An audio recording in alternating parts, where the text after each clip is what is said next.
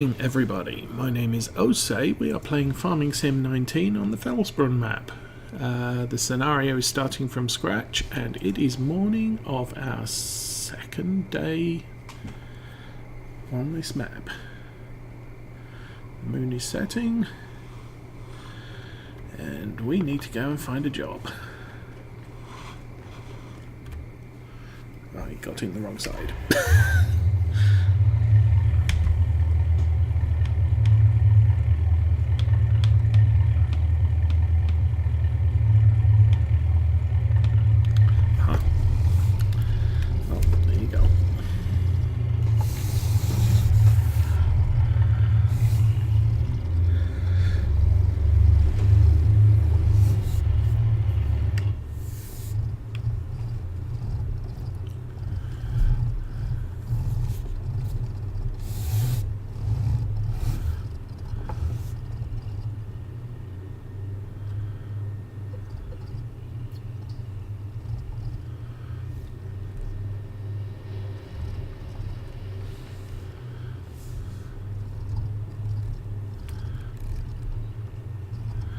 So when last we left off, we'd left all our equipment here. We've got an old Fendt Favorite 500. Ooh.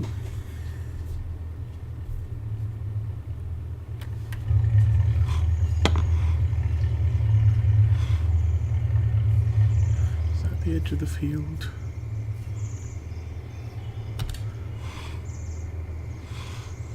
I can't tell. Oh, that's probably not the edge of the field.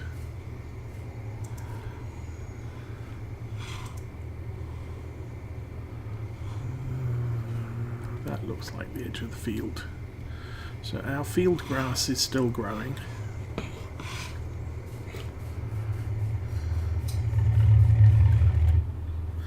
But we need to find ourselves a job. So let's have a look and see what's out there.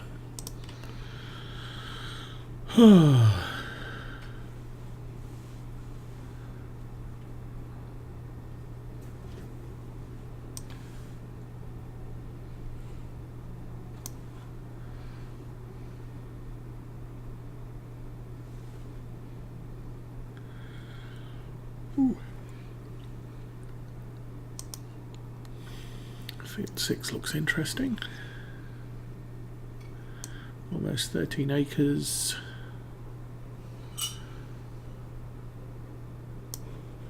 Okay, let's check the map. What's that like? That's over there.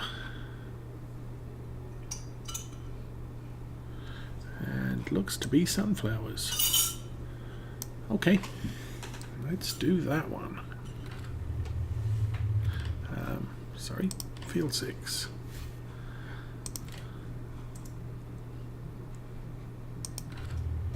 So,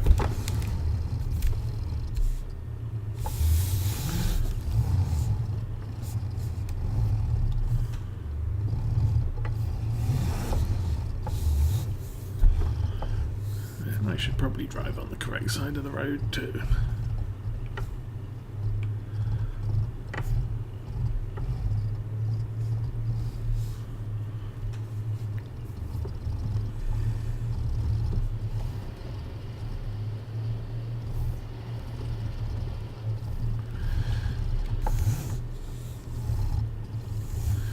No idea what the speed limit is down here.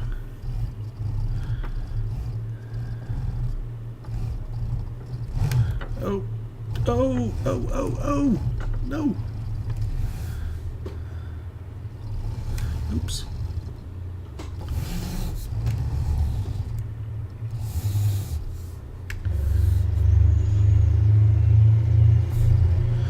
It's funny, I can't do truck sim from this angle. I have to be in the cab for that.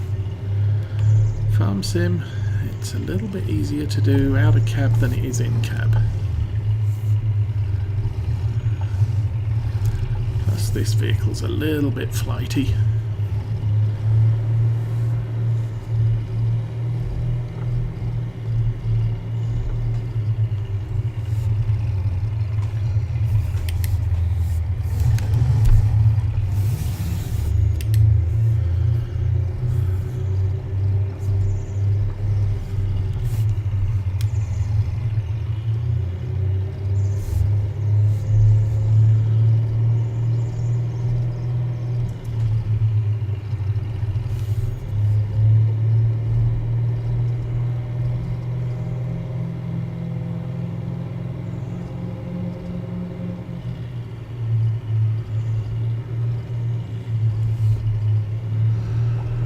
So we should have a harvester, nice, and a big trailer. So we're going to have a truck as well. Nice.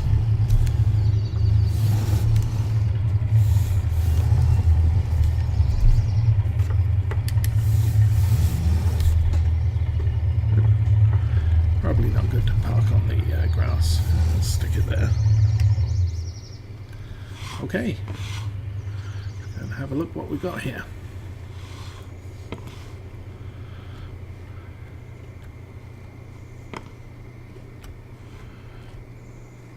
Oh, they've given us a trailer for the header.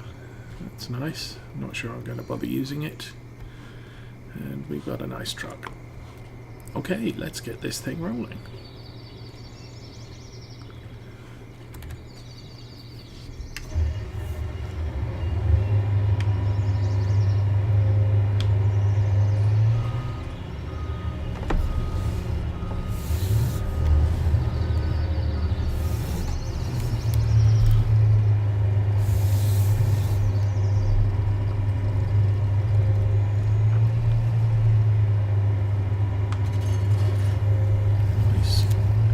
I must admit, I don't usually bother with a header trailer when I've got a corn header because they fold.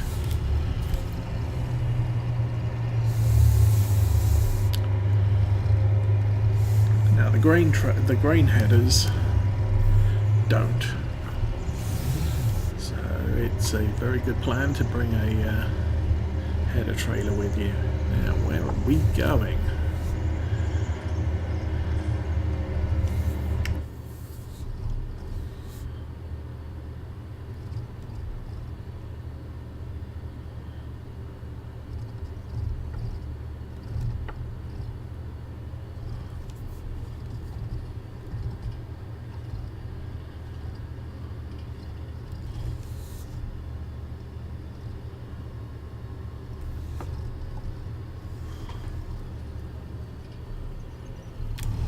Oops.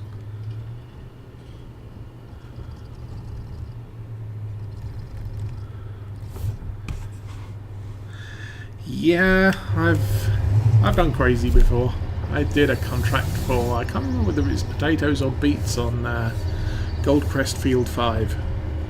That was the last time I did a large contract. Admittedly, at the time you had by that time you had GPS, so it wasn't too much of an issue. I want to go this way. Oh, I don't want to go this way. I actually wanted to follow the road, but whatever.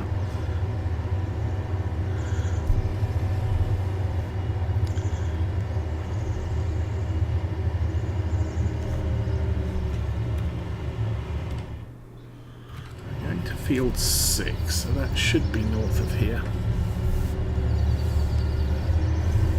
And somebody put a crash barrier there. Good job. Let's try that one again.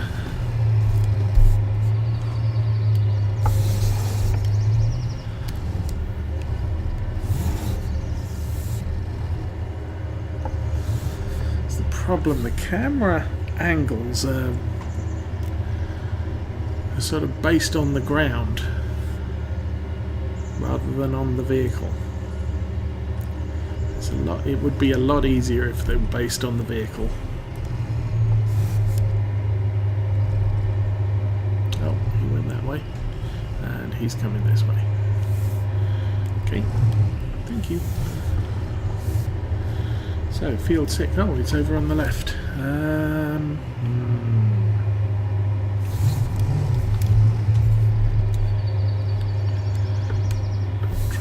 Knock the street signs over. Yay.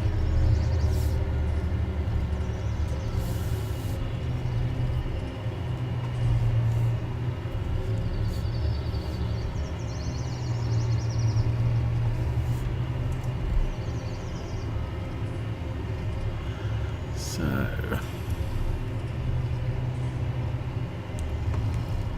oh, that's not good.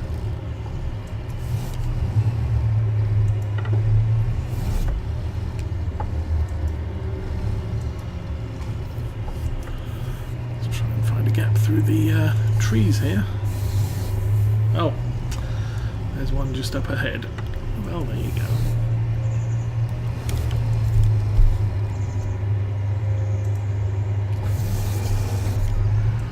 Okay.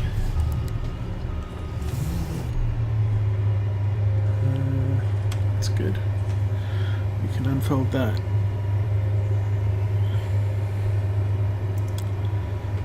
Hi Binpin, how you doing?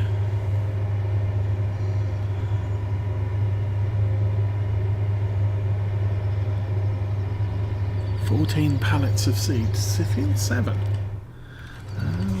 Which one is that here? It's not really... I mean, it's big, but it's not... I guess it's up there.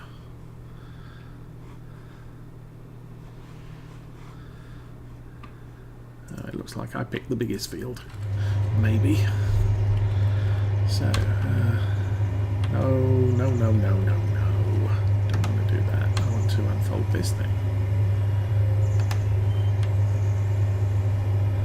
There we go. Yeah, weekend was fine. Working tomorrow.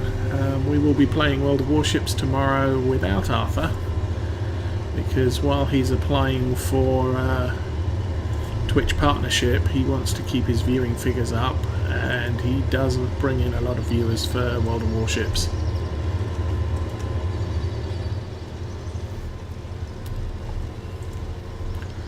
So I'll be streaming that solo with anyone who wants to join, who's on Arthur's Twitch channel. Has probably, we're looking at about tier 5, tier 6.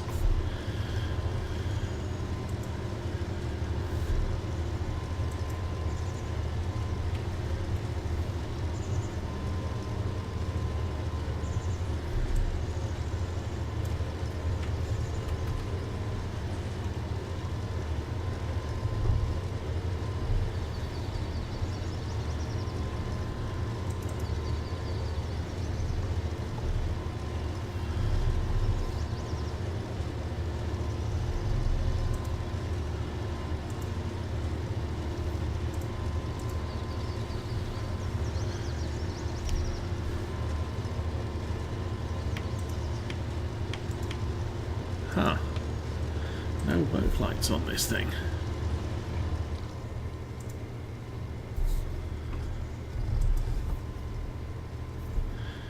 Now, handy hint, if you're going to do sunflowers and only sunflowers,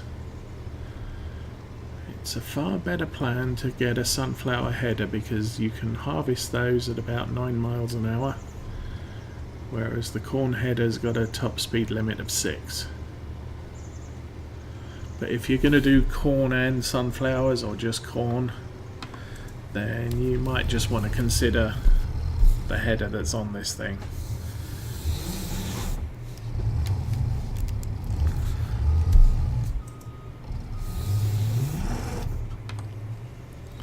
On Lawfolds I don't do sunflowers because they'd never grow in Scotland anyway.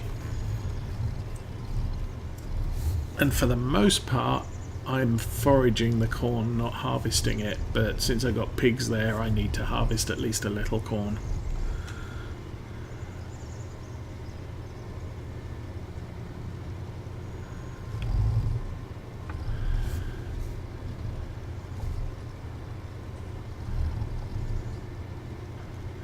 I don't have the abilities to play World of Tanks. I'm getting old. World of Warships is a little bit slower action. Used to play World of Tanks. And I went from really bad to average player.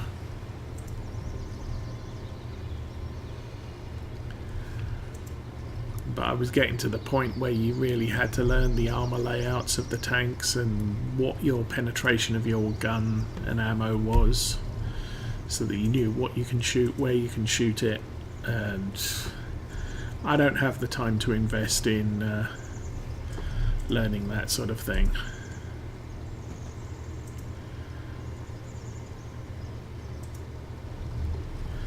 So World of Warships is, you know, you've still good idea to learn your targets, but it's less learning, I think.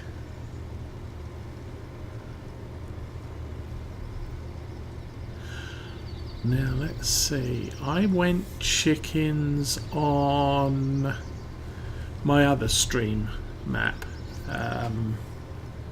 Estancia Lapacho. And the problem with chickens I found, and a lot of people have found too, is you buy the chickens and then after about 12 hours you start getting a message that says there's no room for the eggs. And there's no eggs there, and that runs for about 24 hours after you bought the first chicken. I'm not sure if it's exactly 24 hours or if it's when the first chicken breeds, and so you get an extra chicken. But from that point onwards the eggs start appearing. So you have to wait almost a day before you start getting eggs out of the chickens. It's not a big deal, I don't think. It shouldn't happen, but yeah, chickens are sheep, cows are a long-term investment. You're not going to get money from them immediately. I understand sheep may be similarly bugged, in that nothing happens with wool until either 24 hours after you bought the sheep, or the first sheep breeds and then the wool starts happening. So I am probably going to try out sheep on this map because I bought myself a grass field. I have the mower. Might want to get a small tedder so I can make hay, and maybe the hay barn so I can store the hay somewhere else or somewhere out of sight.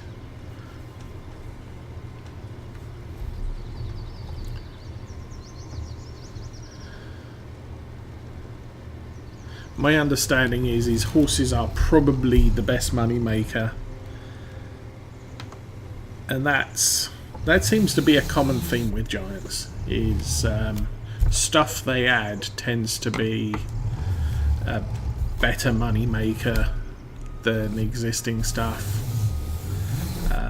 Farm Sim 15, apparently, I never played 15. It used to be silage. Farm Sim 17, it was definitely wool.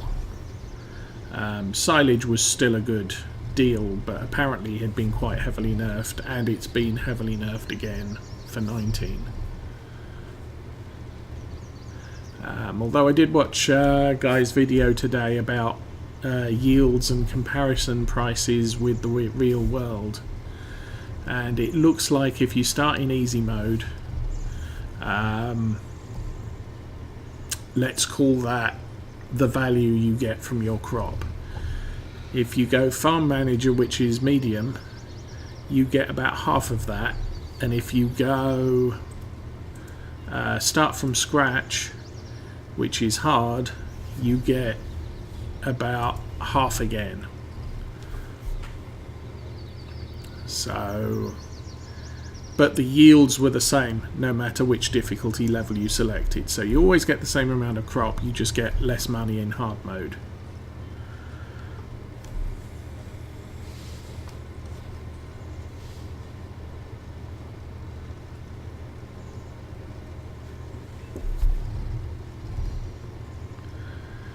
I always thought you were selling the pigs for meat, because they breed like rabbits and then you sell them.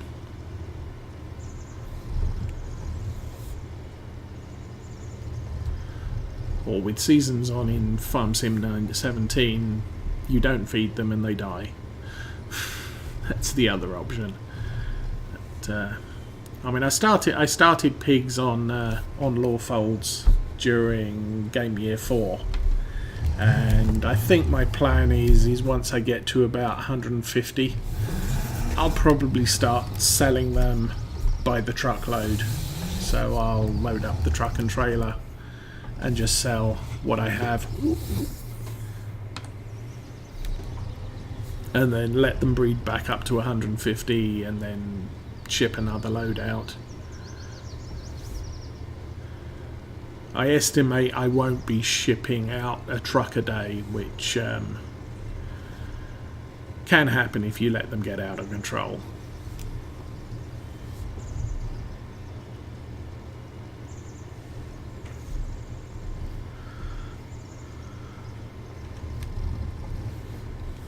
But I mean, it's like, with sheep and cows, you're not making extreme amounts of money until you start hitting the hundreds of animals on the farm. On Lawfolds, I've got about 50 cows, and they don't even cover the machinery maintenance costs.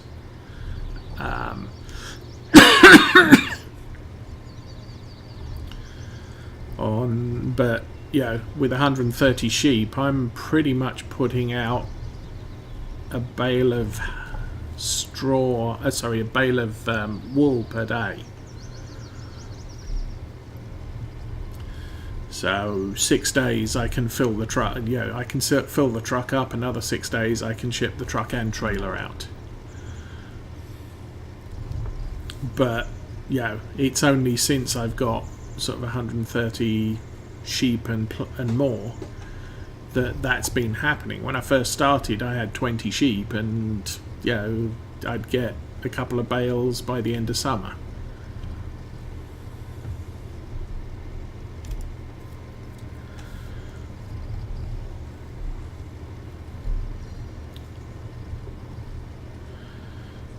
I mean, the other benefit for pigs is they provide you with free manure. Not as much as the cows do, but still, it's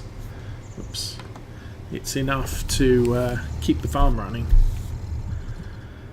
or supplement what you're getting from elsewhere.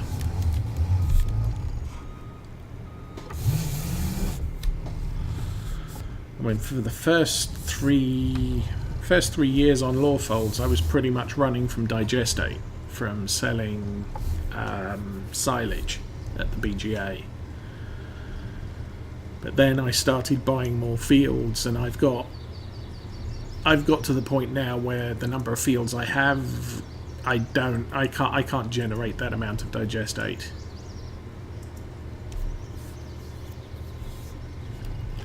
So I have to find other methods. I'm probably going to end up having to use more and more solid and liquid fertilizer, because it's no point creating more silage, because I can't sell it until, well, I could just sit it in the bunkers and wait until the digestate tank gets empty and then sell a bunch, and do it that way.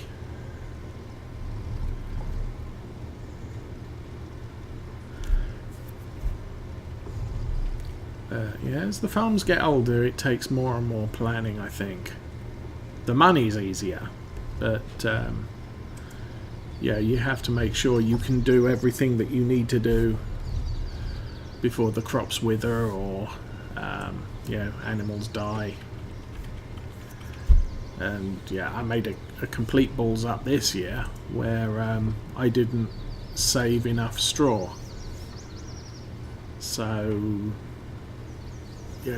the animals nearly ran out over the winter, and as soon as they run out of straw, there's no manure, there's no there's a approximately 20% reduction in milk supply and what's the other one, slurry supplies. So I can't allow the hay to run out or straw to run out.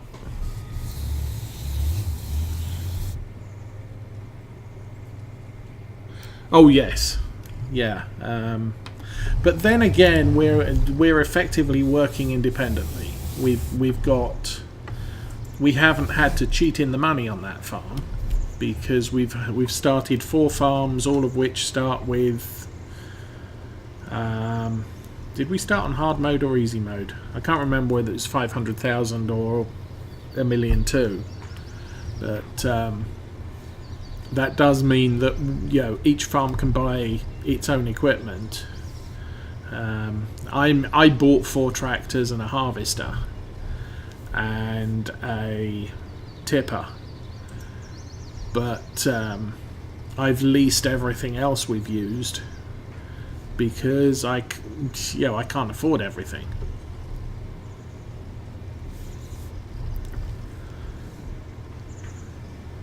I'm going to have to buy a sprayer at some point because we're going to have a weed problem. We're going to need to fertilize every so often. I bought a seeder as well. Oh, yeah. But I've only got the one of each, and I've got 4 tractors and, you know, effectively 4 farmers to keep occupied. So there's going to be a lot of contracts going on that map. Speaking of which, I need to keep an eye on the grain tank. So we're going to have to empty that soon.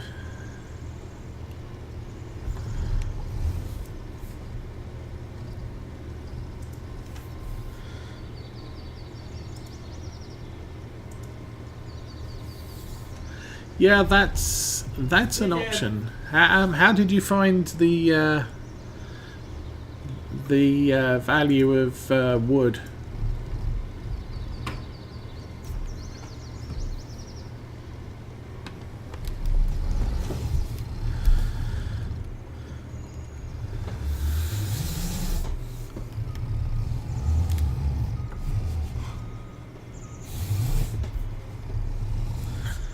I can't remember which farm I did it on, but I think I did chop down a couple of trees.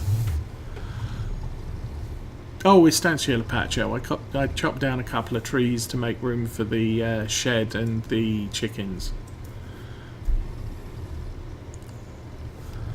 And it seemed, at least there, the price was quite reasonable.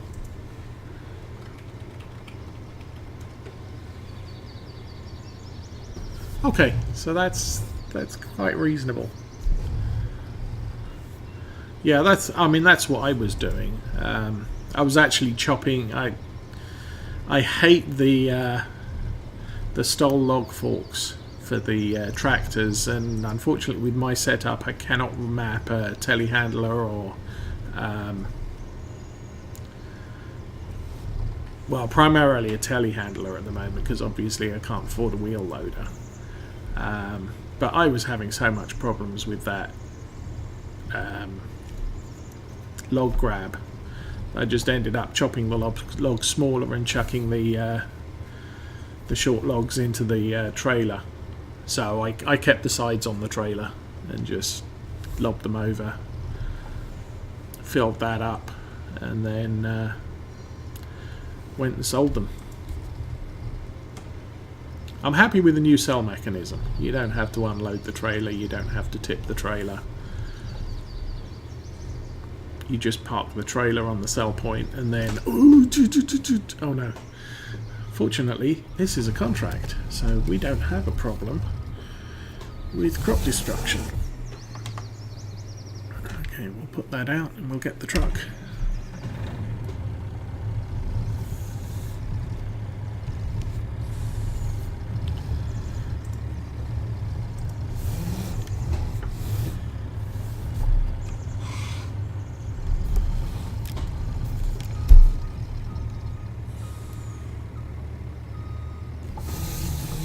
Oops. Yo.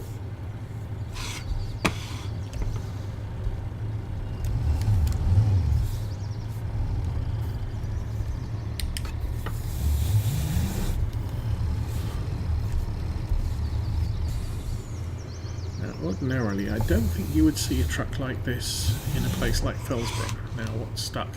Oh, I got stuck. Okay. And I knocked over the sign. Let's take it wider.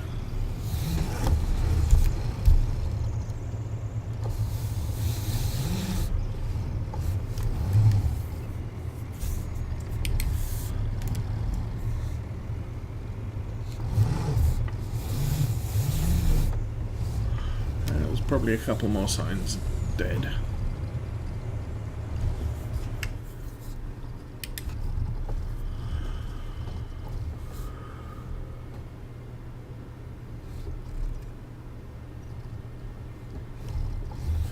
Yeah, I used the buyer belts on law faults, and it can have issues, but in general it's quite a stable fork because you've got those two prongs on the top that actually clamp the logs into place. I think we went up here this time last time. Still see the tyre tracks.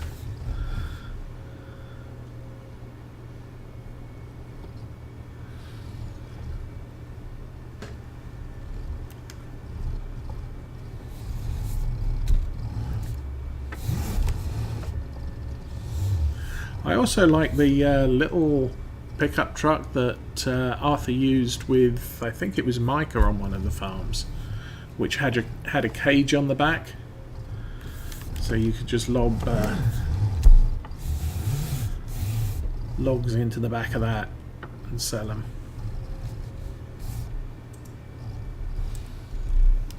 Ooh. There's that dude again. Now there should be a gap in the thing right there. We're going to need to take that off. Yeah. There we go.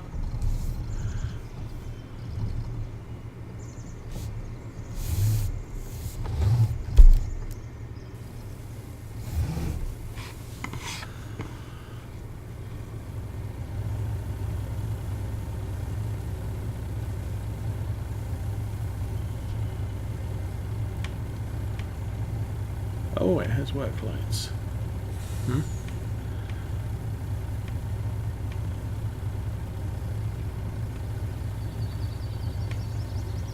interesting. Oh, there's 4 lights on top of the cab as well. Work lights at the back. That's just reflection off the trailer. Not bad. Okay.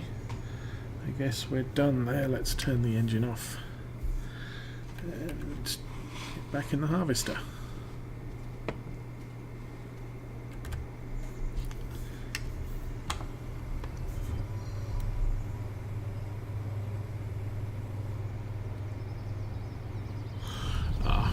That's a good thing to do.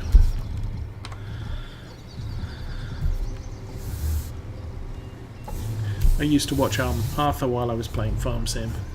Either his YouTube videos or his stream, depending on what was happening.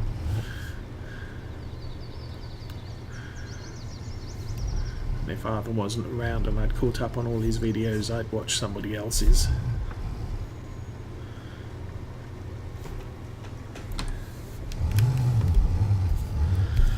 This is the sort of game that doesn't take an awful lot of concentration.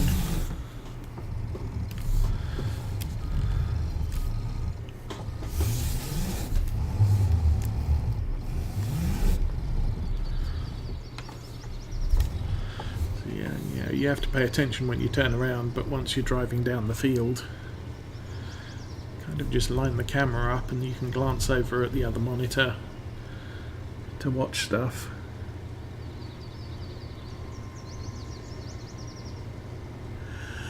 They're high paying for the volume of crop you get. The way I look at it is they're a very low density crop, so you don't get much of it, but the value is higher. Now, if you do a check on the on the volume of crop you get versus the price you get, it's almost the same. Whether you're doing wheat, barley, corn, soybeans, canola, whatever, you end up from a field getting about the same amount of money every time. But because the soybeans, the canola, the corn, the sunflowers are a lower density, it takes you less time to do the harvest, because you only have to ship it once, whereas with wheat and barley you might have to ship it 2 or 3 times. And with potatoes you have to ship it for 5 hours. But it's not. It's the amount of work you have to put in to pull the crop off the field, not the size of the field. The size of the field will pretty much dictate how much money you'll get on any given crop, regardless of which crop it is. Now, I do believe that potatoes and beets are ultimately worth more per acre because of the volume of crop that they deliver, but it takes you ages because the harvester hoppers aren't exceptionally large, and so you have to keep emptying them, and the volume of crop you get, on a field like this, you're probably emptying it twice per row.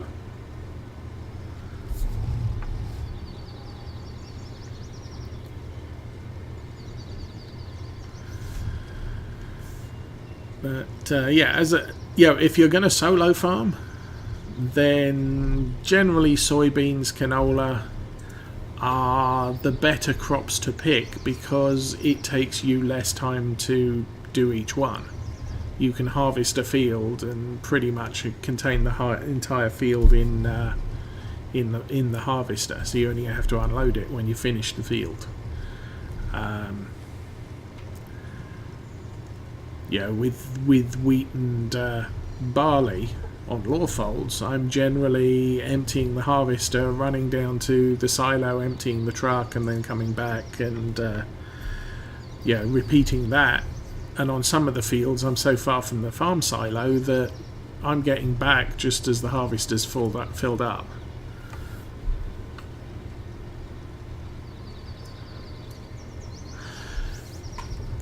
Now, I usually keep an eye on the wear meter on the vehicle, so I'm usually not surprised by a tractor needing repair.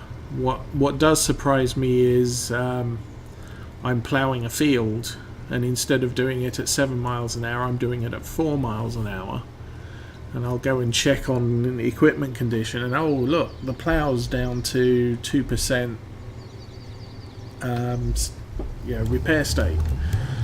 And I'm guessing, I don't know what happens when it gets to 0%, but if it destroys the equipment, I can see a lot of equipment ending up destroyed because you didn't realize that it was that close to being dead.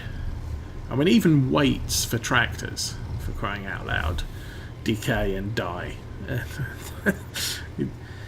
And they go quite quickly. So I guess sort of driving through a field with a fertilizer on the back and a weight on the front, those crops at the front that are whipping against the weight obviously do a lot of damage to it.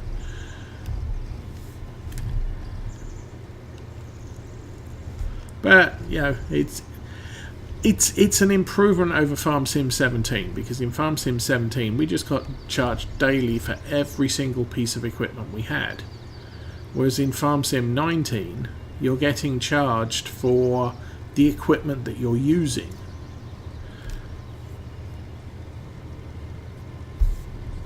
So if you've got a forage harvester and you use it once every other harvest on one field, then it's not going to cost you much to keep it. The outlay for buying it was pricey, but it spends most of its time sitting in a shed waiting for you to need it.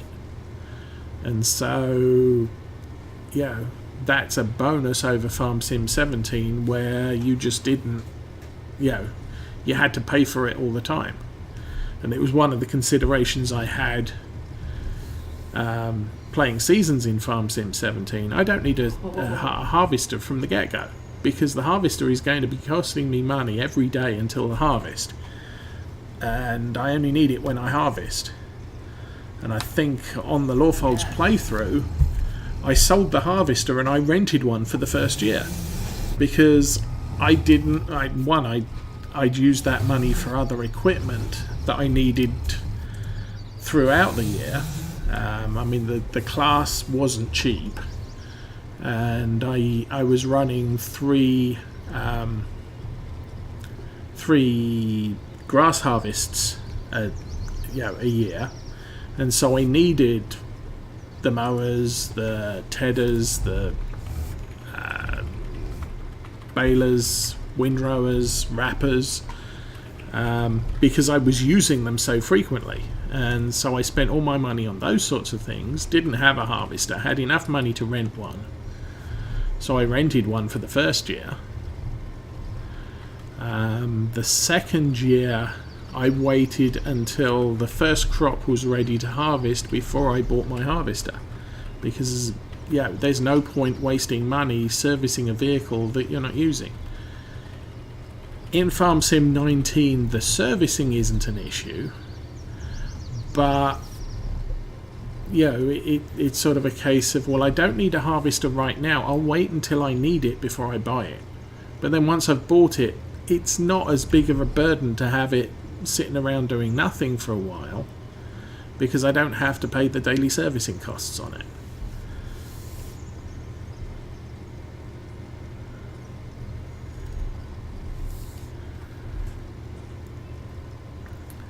How are we doing on this? This is a good size harvester, I must admit. I've never used the big case harvester or the big New Holland. In Farm Sim 17 I used to use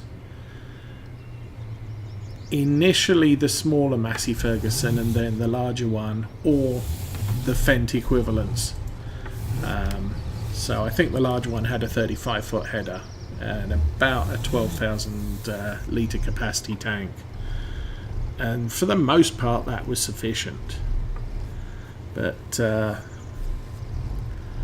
and I don't play large American big field farms, so having harvesters this big, it's generally a luxury.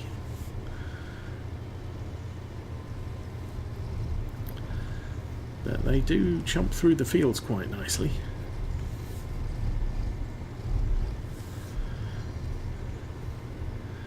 Although with my farms in the state they're at the moment, there's no way I could afford one.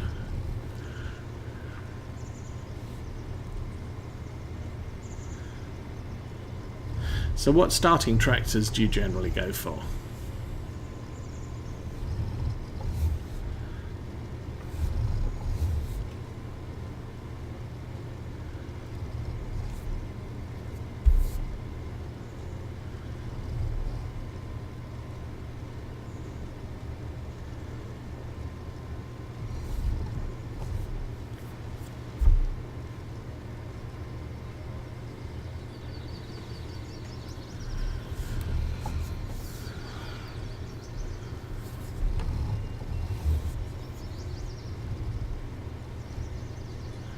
Just because they're Deutzen steer, not because they have any benefit over anything else.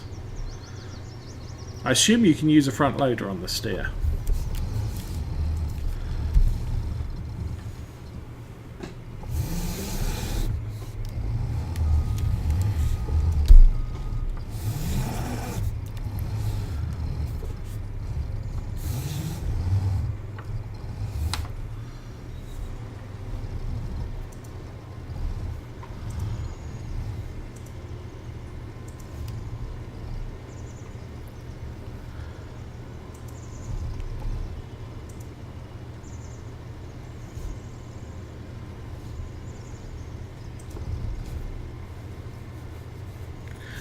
I have used the Deutz on occasion, usually the Series 7 back in 17, but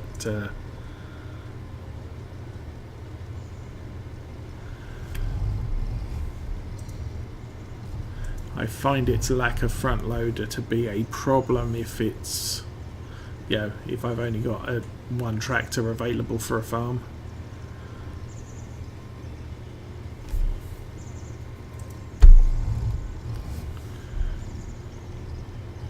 I mean, obviously, my most common are usually, what is it? The New Holland T6, the Valtra N, and usually the smaller, the 5600 Massey or the 300 Fendt as small tractors. And if I'm on a really tight map, I'll tend to buy a Lintrac because it's all-wheel steering, and that can be very helpful in tighter farmyards.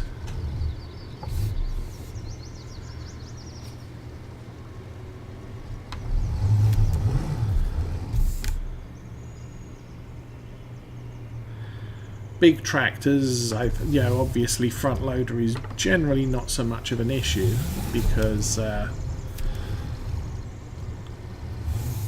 they can be difficult to move around, and you want something a little bit more agile. So a smaller tractor with a front loader is generally easier for front loading tasks.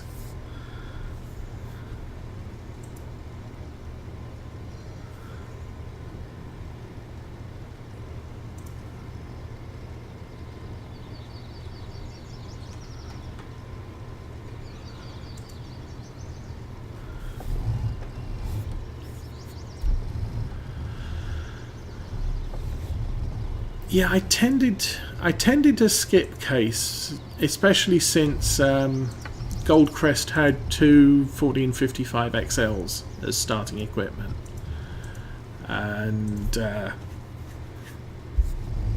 sort of from that point onwards, it was kind of, I want to use something other than a case.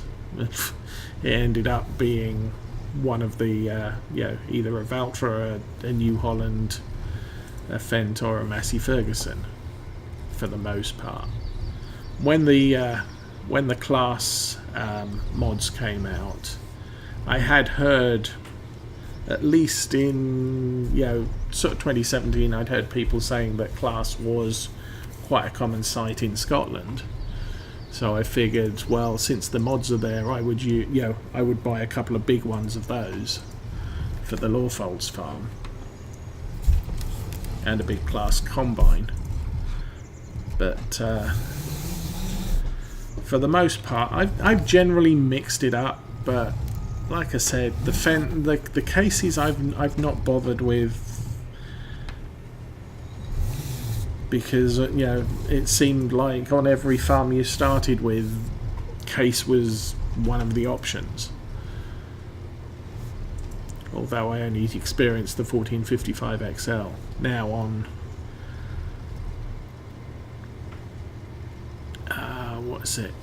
I'm playing Ravenport as my sort of private farm, and they gave me what was it? The this one, the Case 7200 Pro,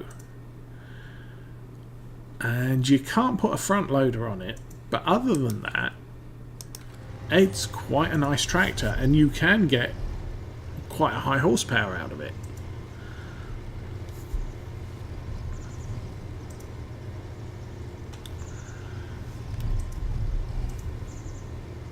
I think for Arthur's farm I bought two of those and two of the Fendt 500 favorites.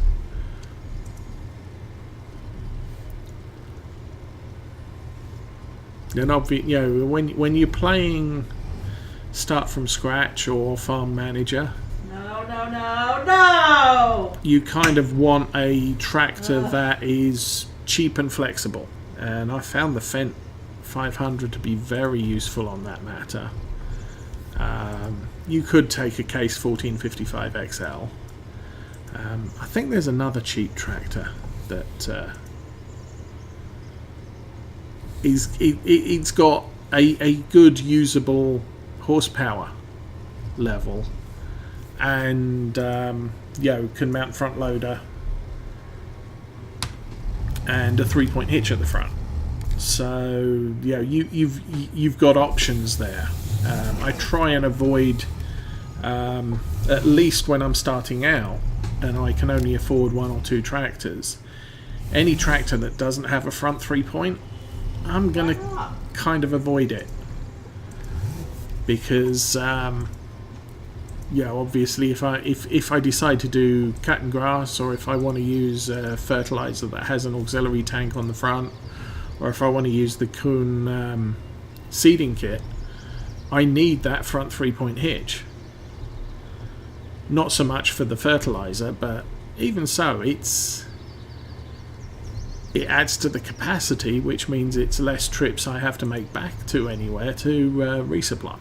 So now, as I get to the heavier tractors, I consider using one without a front 3-point, because it's not going to be doing those sorts of tasks that need it.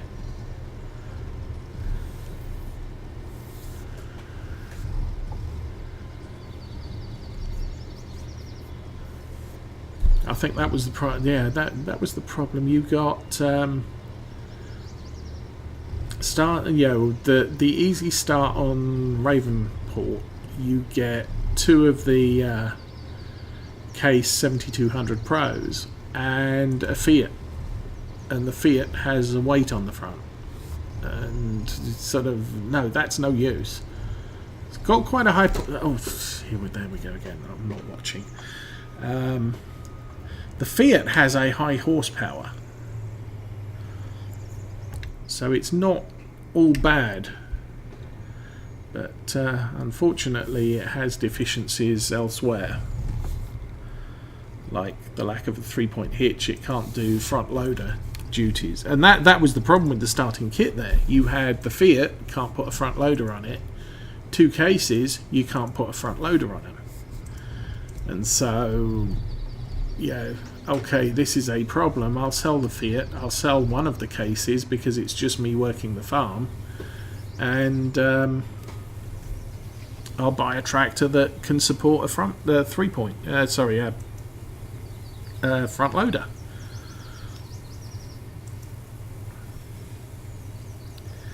So I ended up with that good old fallback, the Valtra N, and fully up-engined it to just over 200 horsepower. So it's quite a usable tractor.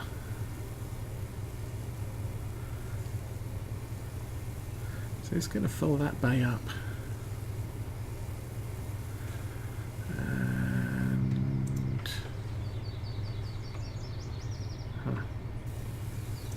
yes, it will. Okay, that's a really odd number of stuff.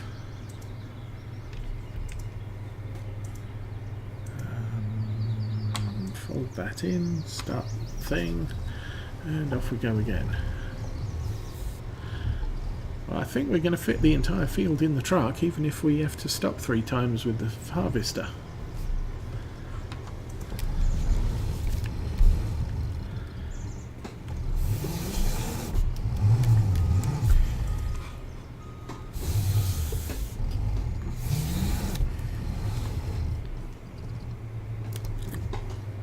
Nope.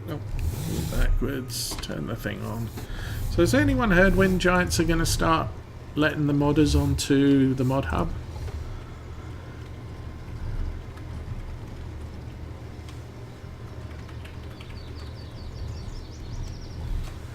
So I've seen there's a number of mods out there, although I'm looking at them, I'm not sure how many of them are just Farm Sim 17 ports and haven't been graphically enhanced to meet with the Farm Sim 19 capabilities. I'm also not sure how many of them stolen mods where somebody's just taken a Farm Sim 17 mod and converted it for Farm Sim 19 use without the permission of the original author.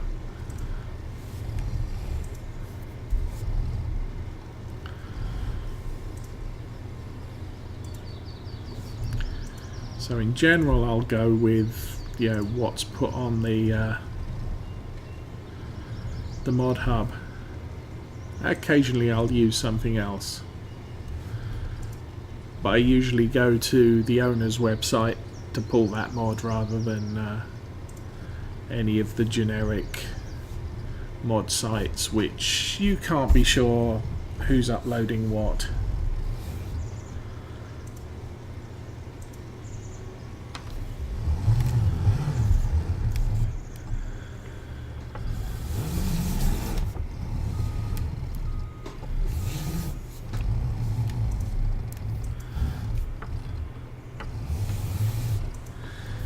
My feelings are, if someone's put time in to create mods for other players, then we should be nice enough to bring traffic to their website if they have one.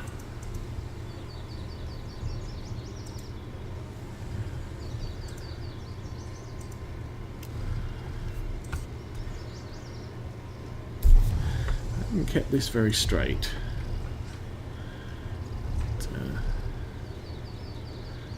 Guessing probably this pass plus 3 more and I should be done with this field. With harvest contracts I will always clear the field because you get paid for any excess over and above what the contract called for. That's money in the bank.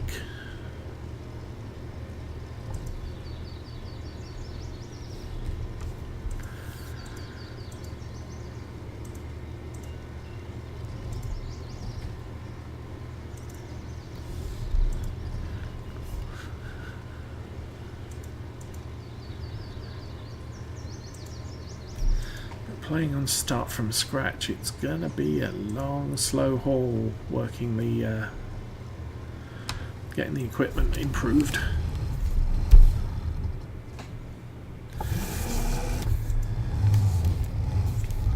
I will probably concentrate on buying the fields up by the one I already have. I'll wait until the cotton one has been harvested, and then maybe I'll buy it. I'm going to have to do a lot of contracts to be able to afford that.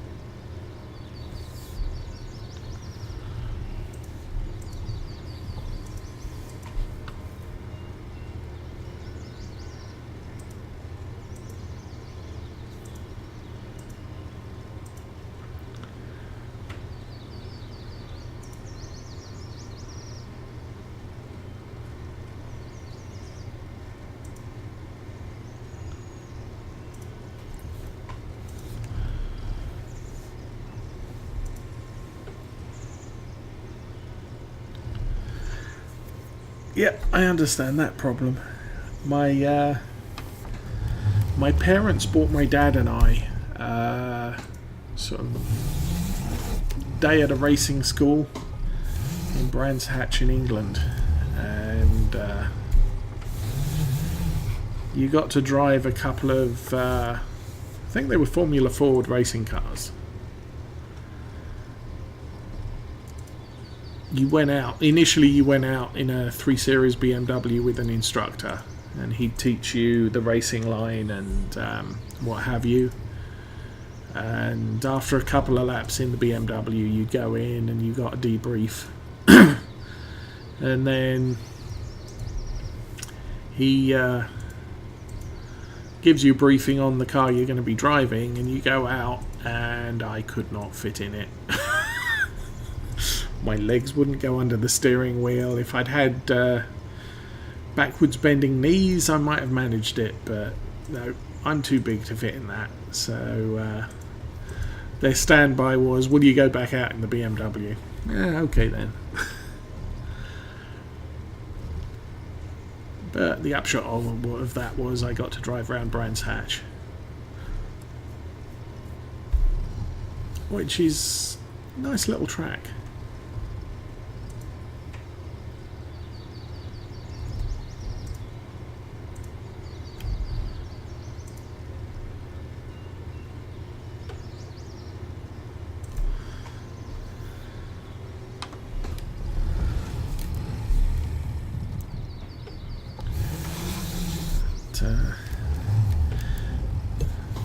Outside of the lawn tractor, I've never actually driven a tractor.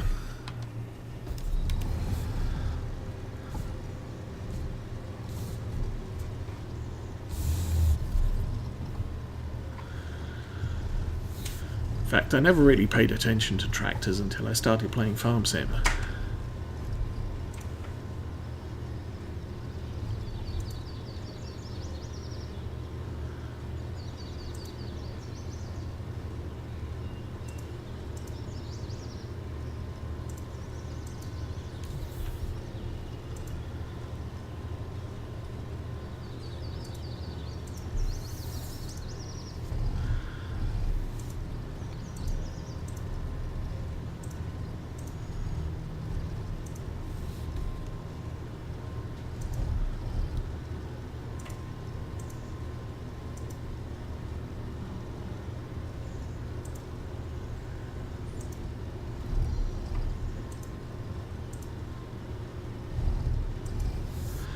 That's the thing with pretty much everything these days. My first big motorcycle was a BMW R65, which was 650 boxer engine, and you could strip that thing down on the side of the road with a toolkit and fix what was wrong with it. And then the next one I got was a BMW K100 LT, and you needed a computer workshop to work on that thing. Oops. Try that again. There we go.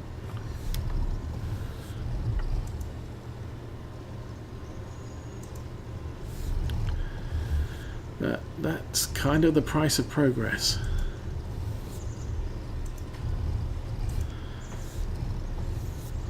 And car manufacturers are basically fighting their own thing. Yeah, people want more efficient vehicles, but more efficient and safer, should I say, vehicles. But they put all the safety features in, which makes the vehicle more heavy, which makes it less efficient, and you're fighting the economy of the vehicle. And cars these days are so much more heavier than they used to be. My parents' first car was a sort of mid-sized Ford, and it had a bench seat at the front, bench seat at the back, a small engine compartment. You could fit the luggage for half an army in the trunk. Oh, come on. We can shut that, we can put that out. And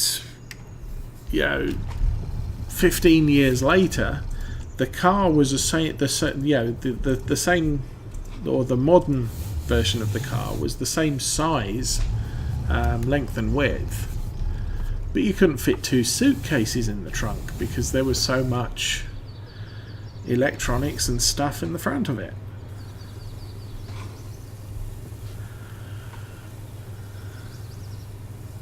And it was heavier, and I think that particular year they released the car with a 1300, 1600, 2 litre and 2.3 litre engine, and the most efficient engine choice was the 1600 because the car was too heavy for the 1300 to haul. I think I'm going out this way.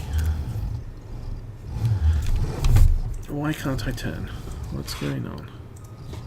Oh, I see. Oh, okay. That's a problem.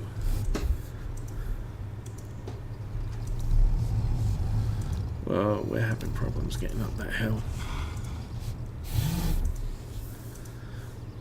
But in some ways I like the older vehicles.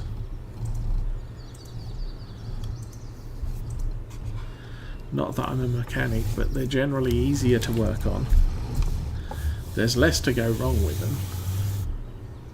Is that another signpost down?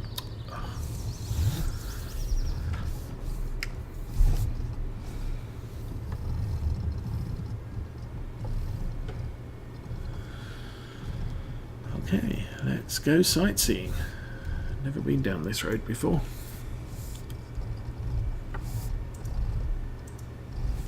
Oh dear.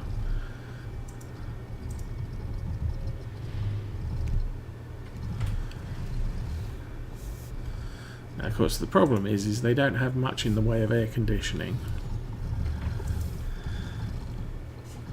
The radio sucks.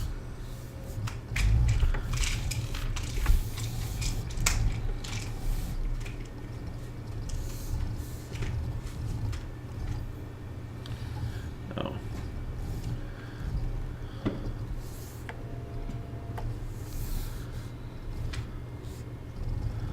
Okay. Whee.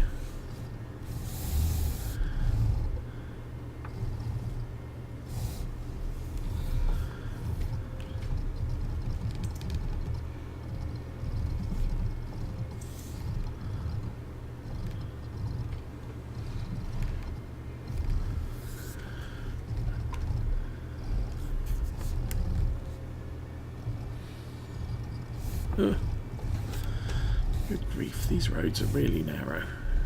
Oh, another car.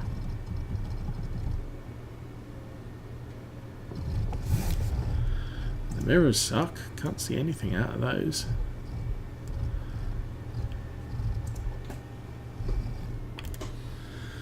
Okay, where are we going? Oh, we're going pretty much here. Well, that's handy. I think I just came in the out. I think I just failed to come in the out. And I think I just took out another street sign. Yay! Awesome stuff. There we go.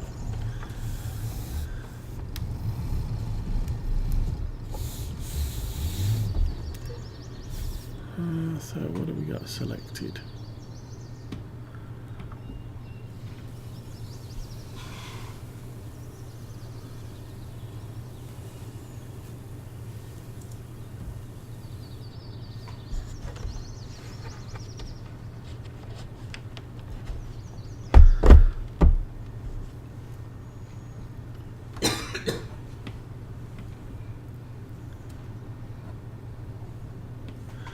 Okay, how do I unload the other? Do I need to move up a little?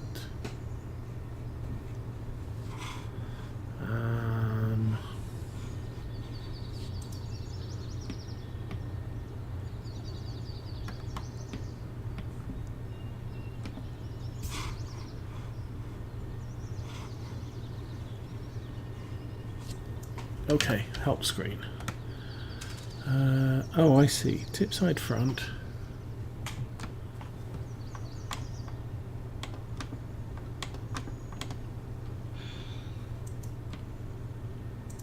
There we go. Tip side back. And we should make some money. Yay! £1,300 done. 1,300 money, whatever it is. Should be euros.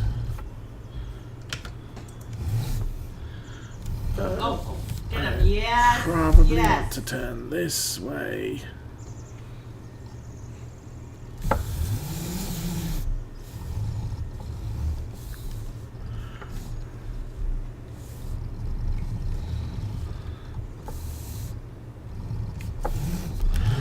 This is why in a place like this you really want something like a Tatra or MAN truck.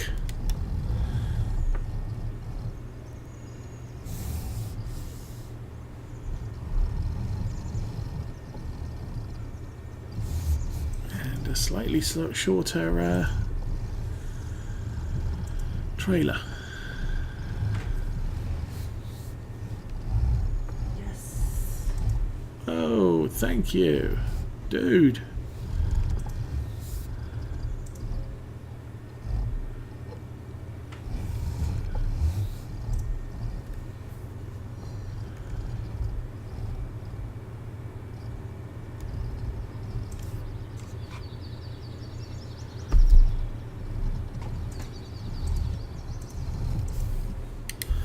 Oh, we are going to take out lots of signposts. Yee. Or not.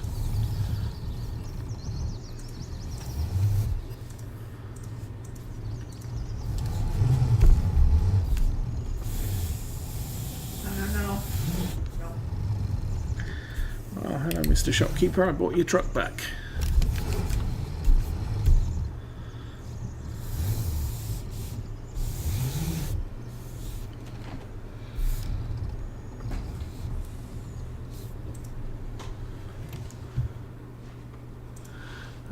Contract.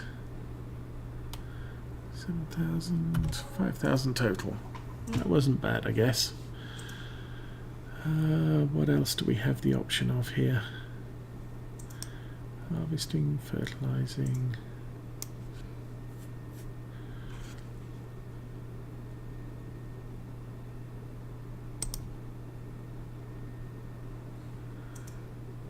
Carpentry to the Castle Hotel.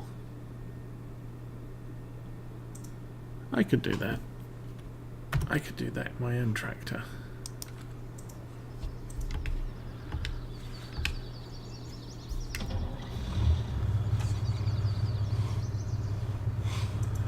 I think I can do it in my own tractor. Where's my stuff? Okay, what have I got? I don't know what I bought. I have a mower, I have a thing. I do not have a front loader. No, don't. No. Do not do that. So we need a front loader.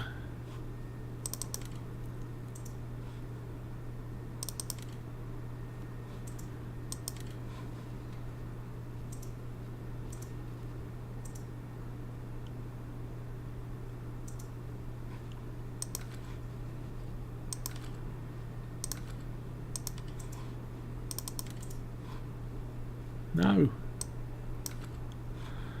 Oh, I can't. Let's go back. Go to there. Oh, you don't get a choice in colour on this one. That kind of looks like the lighter green, so we'll do that. Front loader. That. Fendt Classic. Buy. Yes, okay. Back, and we'll get a pallet fork. Just a normal one.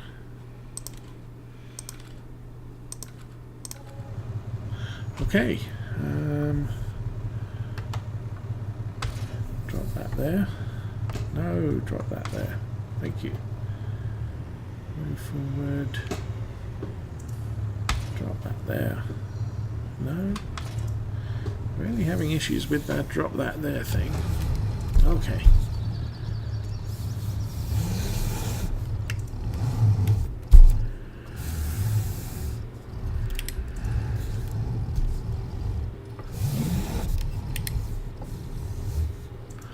Dash has even got a little turn signal thing on it.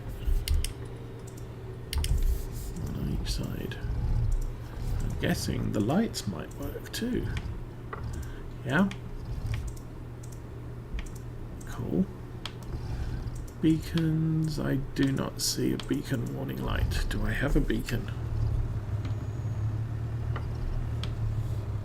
Yeah. But there's no warning light on the dashboard that says the beacon's on.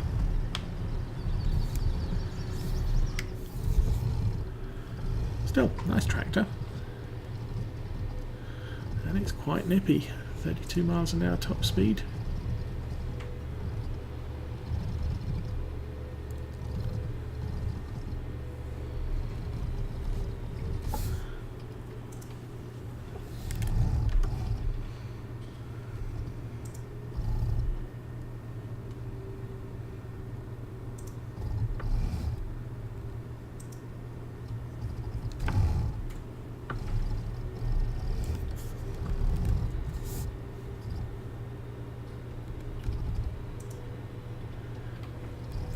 Yeah, I made the 5,000 from doing that mission, plus I think it was about 1,500 from selling the excess corn.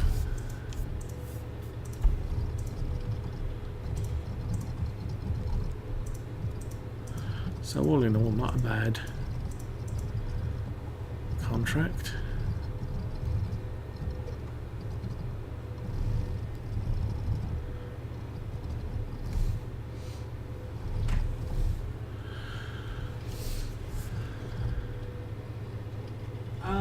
Sure.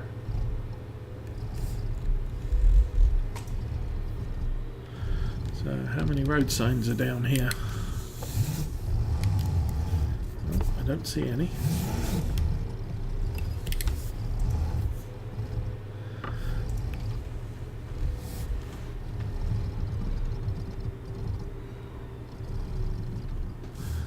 Straight ahead.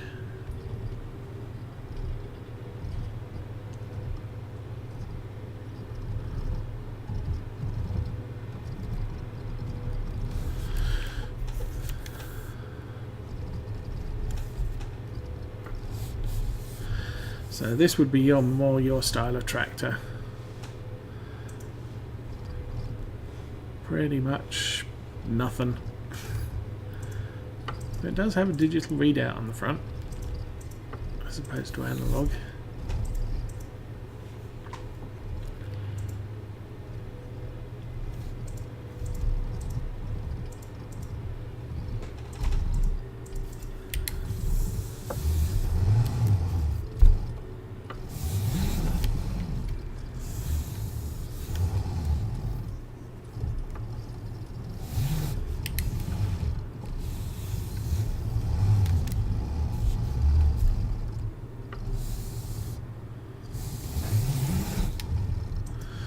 What's the reckoning? I picked the wrong colour. That really doesn't look like the right colour, does it?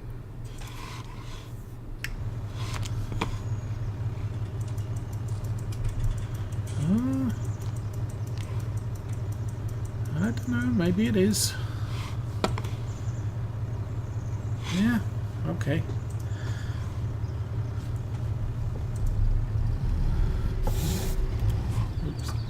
Let's zoom out a little bit so we can see what we're doing.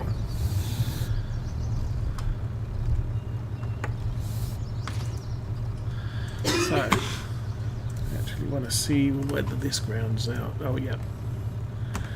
So the fork does ground out. The FZ30 does not touch the ground on the Valtra N or on the... what was Arthur bought us on our first attempt? This one. The FC30 actually ends up sort of fully lowered. It's up here, so you know it's very difficult to pick up a pallet with it because it doesn't reach the ground. At least with the Valtra N, if you lower it all the way, it's very slightly above the ground, so if you tip the pallet forks just slightly, you can scoop up anything, but you've got no risk of sort of grounding it out like that. If I try and turn now, I've got no weight on the front wheels, it won't turn. Okay, we need to figure out where we're going. Hi dude, we're going to carpentry. That looks like it's over here somewhere. Huh. Right there. So if we go out the shop, turn left, round the roundabout, and then head north and don't cross the river. And then we have to go past the shop and up the road to the castle. Cool. We know where we're going, let's go.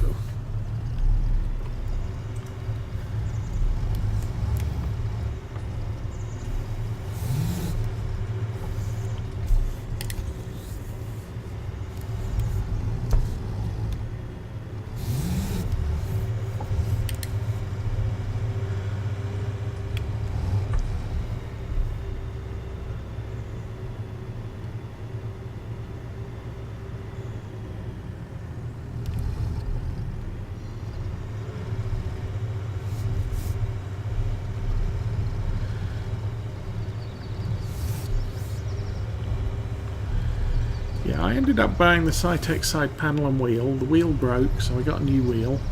And the wheel broke, so I got a G29. And since I play Euro Truck Simulator and American Truck Simulator, the wheel works quite nicely. I never really bothered with racing games or stuff like that, so it's not like the wheel gets a big workout.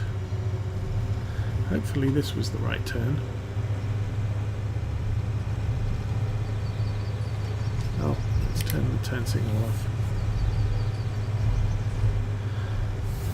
It's one thing I usually play with on the on Farm Sim 17. I've got the light add-on mod.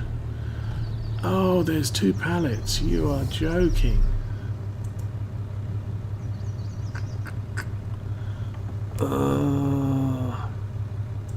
Okay.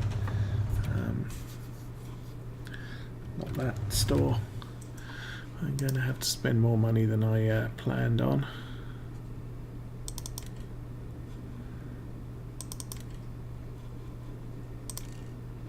Please tell me we got it.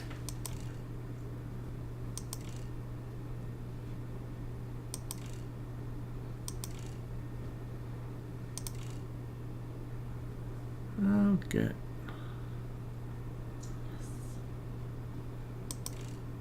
No, that's going to be cheaper. 8,000. That doesn't leave me with a lot of money.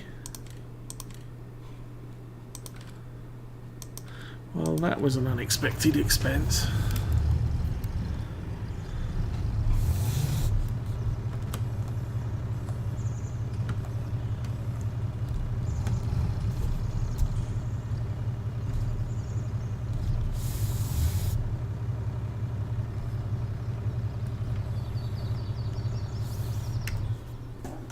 We'll put that there and we will go get the truck.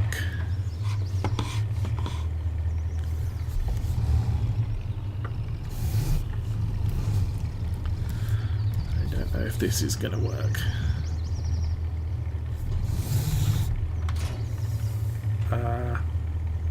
Okay, that works. But yeah, the light add-on mod gives you self-cancelling turn signals.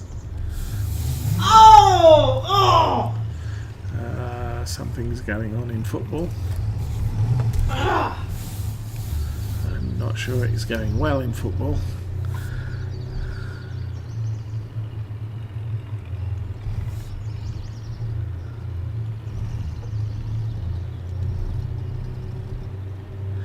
Yeah, the problem with the transport contracts is, you know, you can get lucky and there's only one.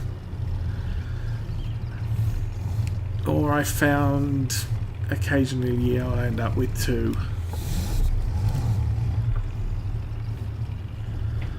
So for that we need this thing.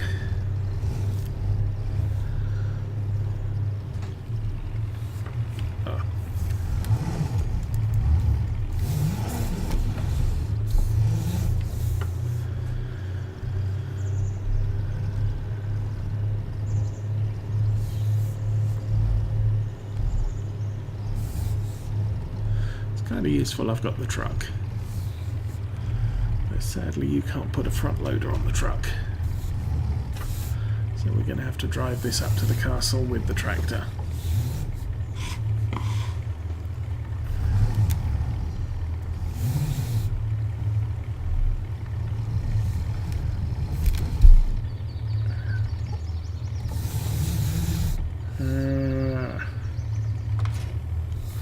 I will leave that there.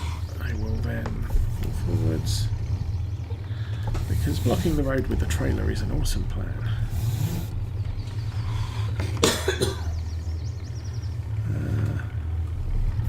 Looks like I can reverse over that bit there.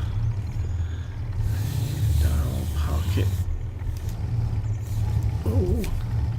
next to the trash.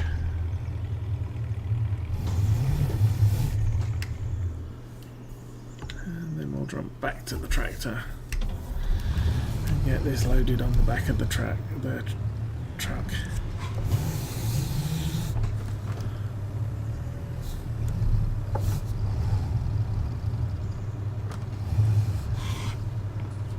That's a long way away.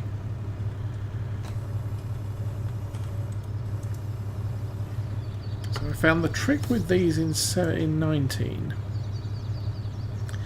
is to slightly tip the forks upwards, and it comes off first time. And we'll take that post out because it's fake.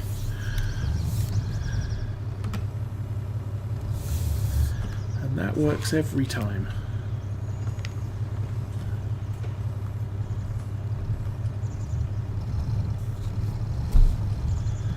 But it took me a while to figure that out. I mean, obviously, most people having played Farm Sim 17, come on. Okay, you're not going to do that. Will tip the forks forwards in order to get stuff off, and that doesn't work in 19. I mean, what we usually tend to do is lift that up and tip it all the way forwards and then try and reverse the tractor off, and that used to work. But now you kind of want the fork slightly pointing upwards, and it comes off every time.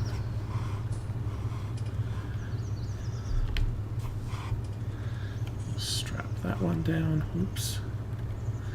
And we'll strap that one down, and then we'll try and get the tractor in front of the trailer, because that's going to be easy.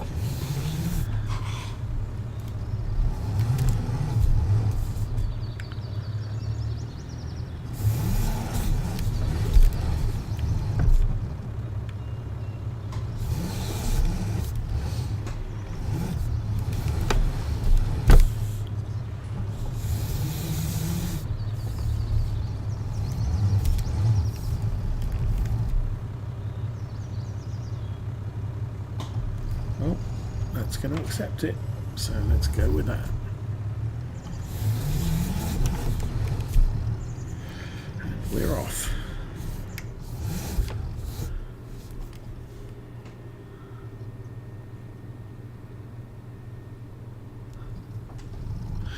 Yeah, the only problem is you can't put a front loader on the pickup, so you have to find some way of lifting things onto the back. Since I'm going to have to unload it at the other end, I'll abandon the pickup there. Although it would be quicker to do the delivery in the truck, it's just not practical. So let's drop those a little.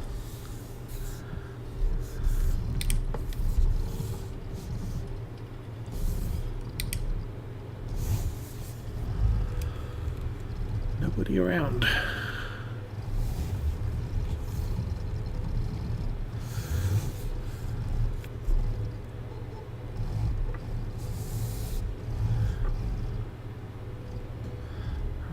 are we doing?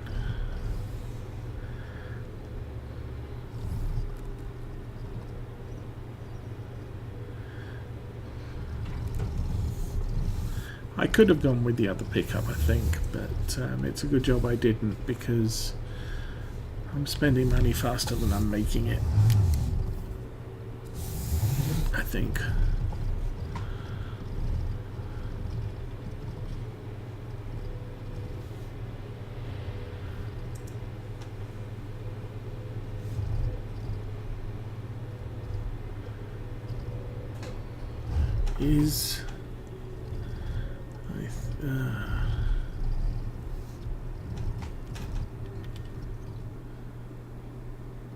Okay, it's the turn just up ahead on the left, past the trees.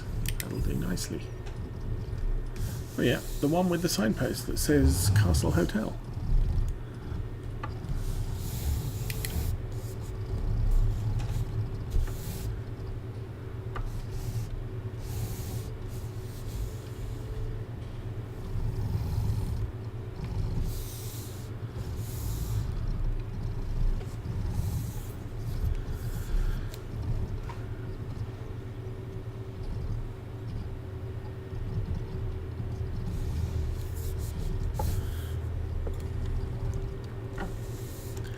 So I usually buy this trailer that I've got on the back of this tractor because you can use it as a bale trailer, a transport trailer, and as a regular grain tipper. I'll usually configure it to the 8,000 litre configuration rather than the 4,000. Although I think you only pay for it if you make it bigger. So the bale trailer is base price. I think the 4,000 litre is also base price, and then it's 2,000 more to make it an 8,000 litre trailer, and another 2,000 maybe to make it 12. But once you've paid the extra 2,000 for an 8,000 litre trailer, you can convert it freely between a bale trailer, an 8,000 litre or a 4,000 litre without paying any extra.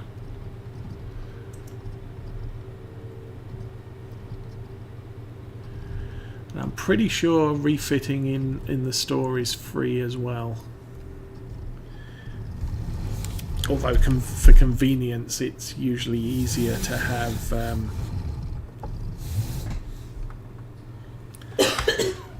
workshop at your farm. Okay, let's get outside again. Oh, we're going to need to take the straps off and not knock over the picnic benches.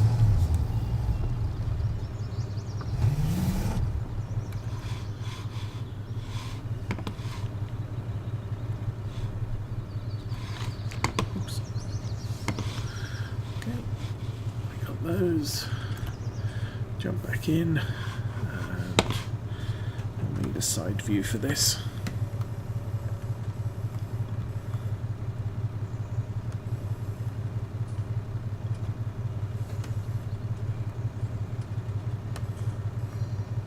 I think that's a little off. Nope, that should go straight on. Thank you.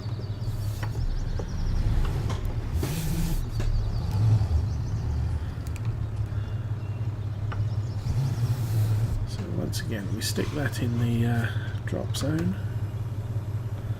lower the fork pallet, tip the fork up a little bit and then reverse off it, and it stays exactly where we put it. Oops.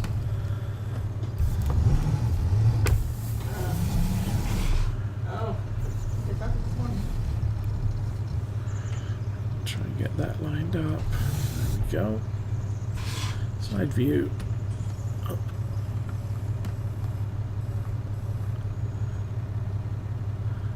Should just go straight in there. Hitch it up, reverse. Let's change the view. And to complete this mission, all you have to do is get the pallet on the ground. It does not have to be off the tractor. Oops. It does help. So up in the top right hand corner, transport complete. transport complete. And we get paid. Bingo. Okay, any more transport missions since I bought this trailer? Just that one. You want from the ranch to the railroad silo. That's going to be a long trip.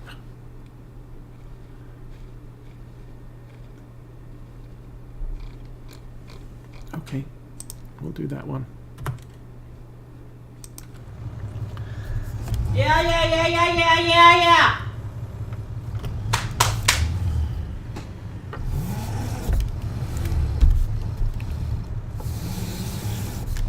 Not getting that angle right.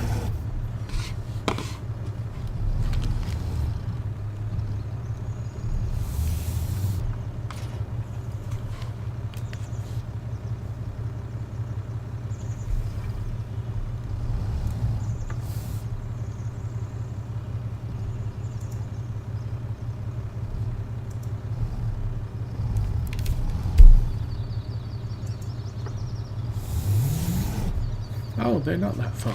Okay.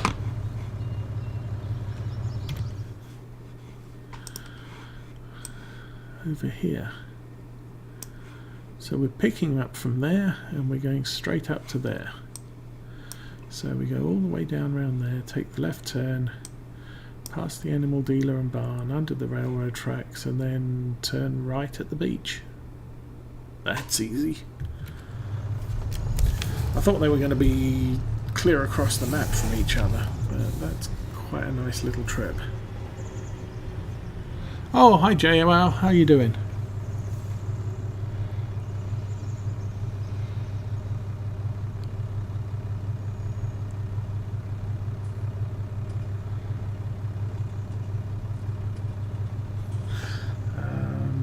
Now, what we're saying about... Now, I did discover there's this thing. It's not very big, 8,000 litres, but it's a seed runner. So and you can load it with seed and fertilizer. Can't load it with lime. So that could make a fairly cheap auger wagon that you can use for field resupply. I doubt you can haul it with the... Well, you could probably try and haul it with the pickup. I doubt it's a good plan.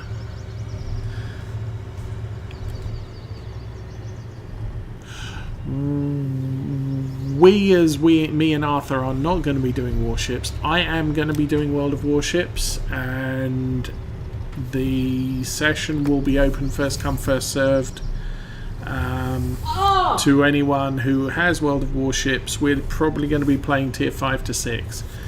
Arthur is taking a break from World of Warships because he's currently applying to be a Twitch partner, and for that he needs to keep his viewership figures up, and his World of Warships viewing figures are not as high as he would like them to be.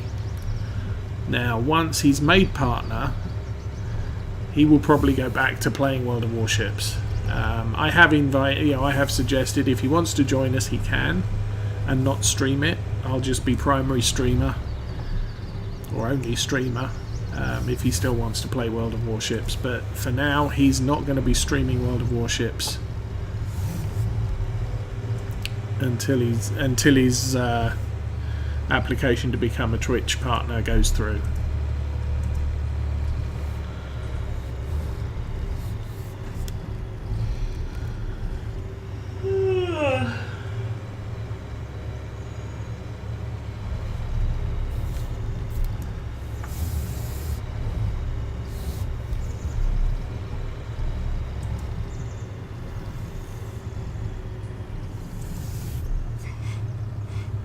Nobody coming. Let's go.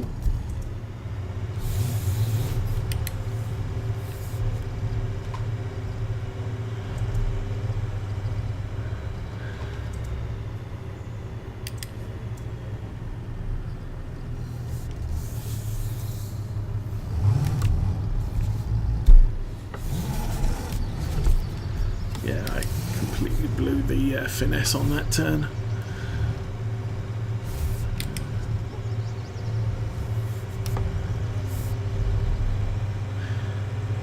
However, we are going to be doing ETS2 on Thursdays, anyone who wants to, and multiplayer farm sim on Fridays.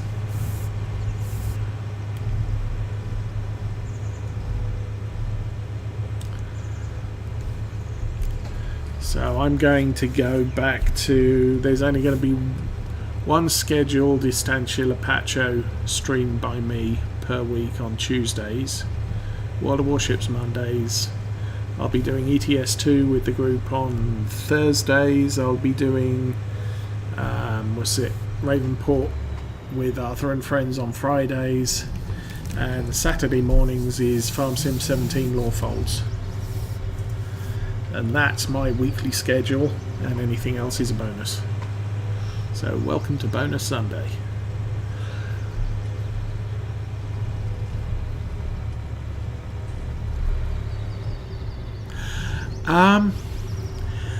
It's difficult to get solid information on what it takes to be partner. They have a list of guidelines which includes a set amount of streams per 30-day period, and also an average viewership of 70 viewers per hour. Now, I don't think that's a real problem for Arthur, in that he's probably got well over 70 viewers for the hours that he does Farm Sim for. So even if he only gets 40 for World of Warships, it's probably not that big a deal, because he's keeping his average. It's based on your average per hour over the previous 30 days. However, not however, I've also been watching various advice videos on how to become Twitch partner, how to become Twitch affiliate. I made affiliate the same day Arthur made partner eligibility, and there's more than a few people who've said that the requirements aren't actually requirements, they're guidelines. It is theoretically possible to become a Twitch partner without an average of 70 views per hour, if you're very special. If the Twitch people look at your streams and say, this person's got something that we want broadcast, they can kind of ignore their recommendations and just say, you know what, you can be a partner.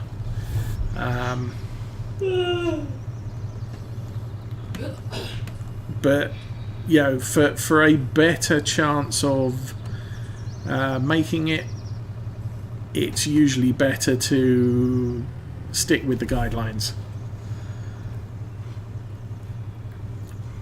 Hence, that's where Arthur is right now. He's basically looked at the guidelines. He said, I need 70 per hour. I'm guessing he's well over 70 per hour because of all the hours of streaming he did with Farm Sim 19 in the week before it came out.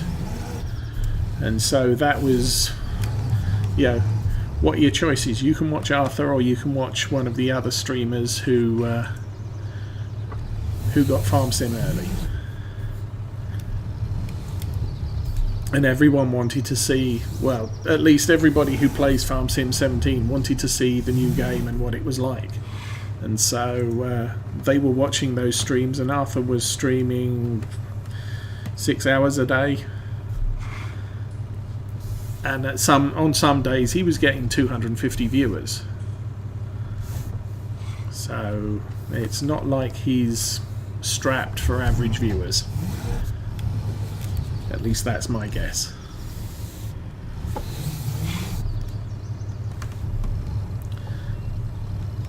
Another 2-pallet trip again. So, kind of good job we bought the trailer.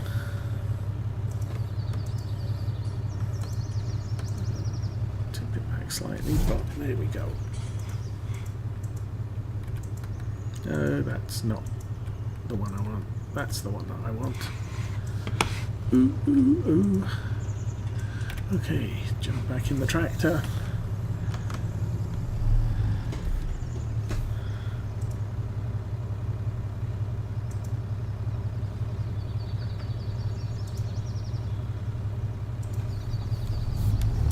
So yeah, my wife now has a new headset, which she's very happy with.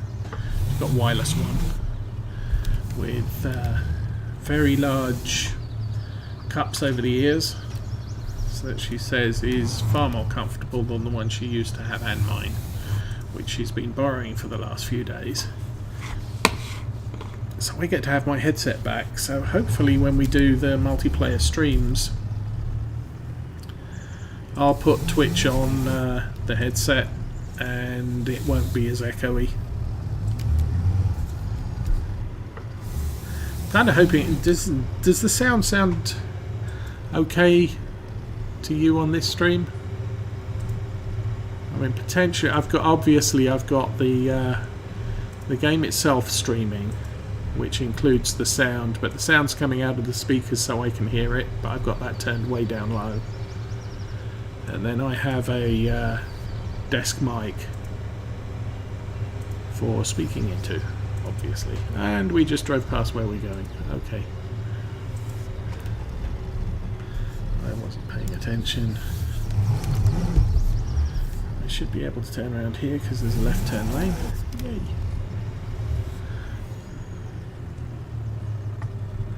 Yeah, there's not a lot I can do about the steering wheel.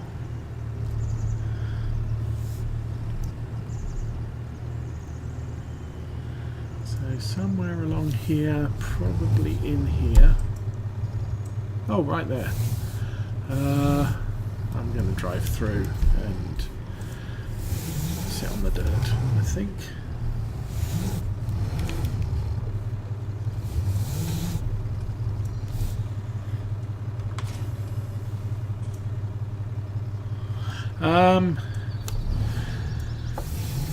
Not so much a gamer.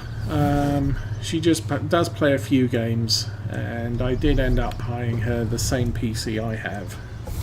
So it is eminently capable of gaming, high-powered gaming. But she's happy enough with it. How do I get out? E.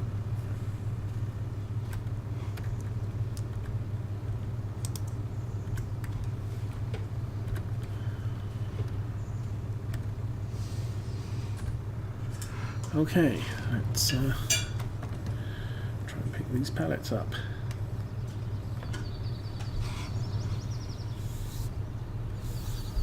How does that look?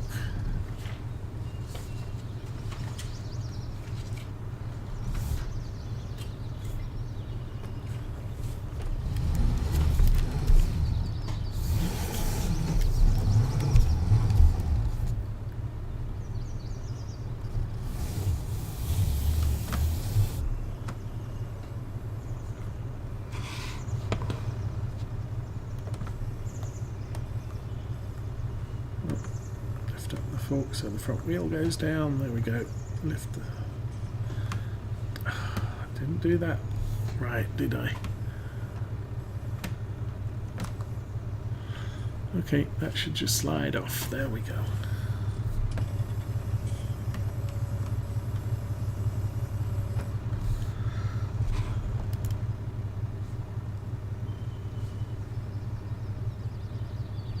Yeah, I've got the G29.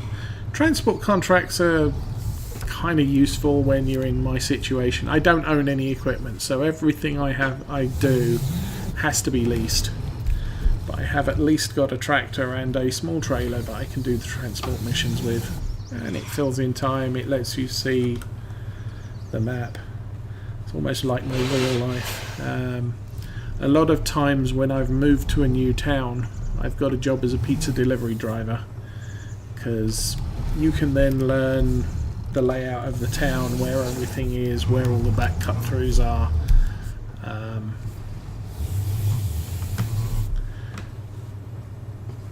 mean, obviously, my age, I haven't done anything like that in years. But it does get you, in this game, wandering around the map and seeing what's what. That's a pick I chose. Oh, it's the baby dude. Okay, so we've done all of the transport mission. Oh, there's a baling mission. Mow the grass in field 30. Bale the grass, wrap it to make silage bales, and take the bales to the barn. 633 for equipment. I might do that one.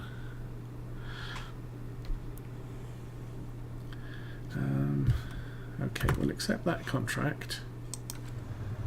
And we will at least connect the tractor back to the trailer.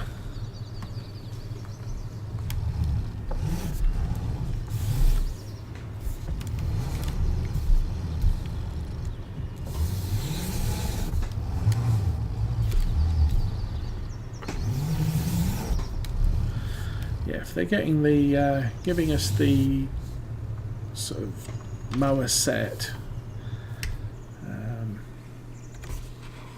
What is it? If they're giving us the Pottinger mower set, they're usually giving us a very, very nice tractor to do this mission with. High train, high truck. Oh, I did that wrong, didn't I? Oh. Darn. I am an idiot. Cancel. Yes. I was supposed to lease the equipment and I forgot to do that. Yeah, okay, complete. So.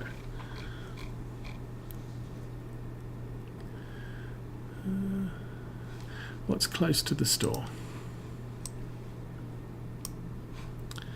That needs to be harvested. Oops, there's harvests. 22, 27, oh, 13, 14. There's a lot of harvesting contracts near the store. Let's take a look at 22. Still learning my way around. Okay, 22. 23. 22, a harvesting contract for regular harvesting stuff. Okay. Lease the items. Let's do it right this time. And tractor, truck. Big giant thing.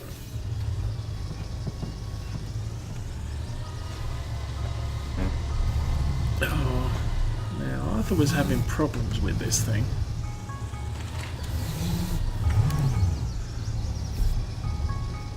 I think it was Arthur was having problems with this thing. It doesn't grip very well when it doesn't have a header on the front. And that's the 10 o'clock warning.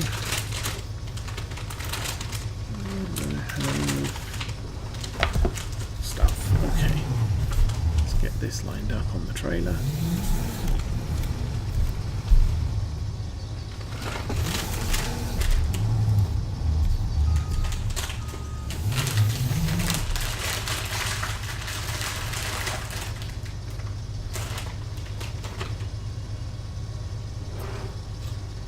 Yes, the problem was I forgot to lease the equipment on that contract, and I have nothing available to. I've got a mower, but I don't have a baler and I don't have a wrapper, and it would cost me more than the contract pays out to lease that equipment for myself. So, cancel the contract at that point. Now, if I've got the equipment, it's just undersized, then there's nothing to stop me from doing the contract anyway with my own stuff.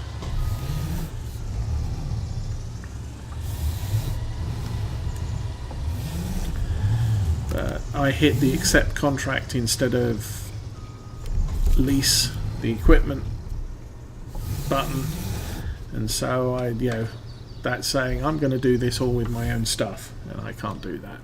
So this is field 22, which I believe is just north of where is it?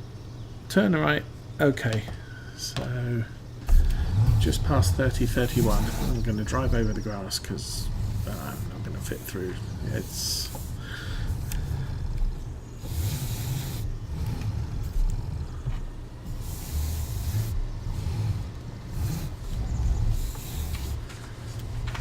that big strange shaped field on the left here, and it looks like there's an entrance just to the front of us.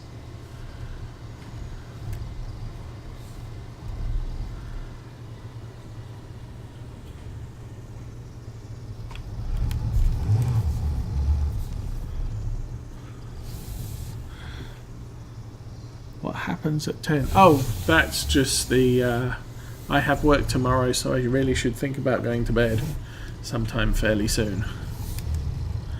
Alarm.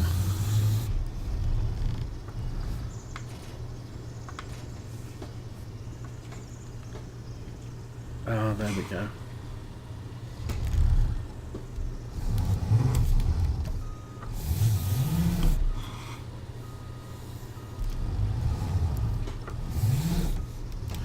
And then I usually ignore it and go to bed when I feel like it.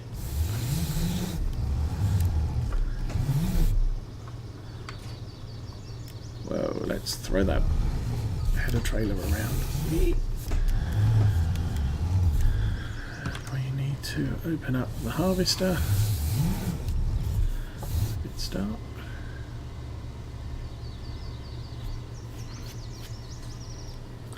I am a computer programmer on large business computers, so no, I can't fix your PC, I can't fix the programs on your PC. I still call the help desk for issues I have with issues I have with PC applications. But, big business computers, that's my job.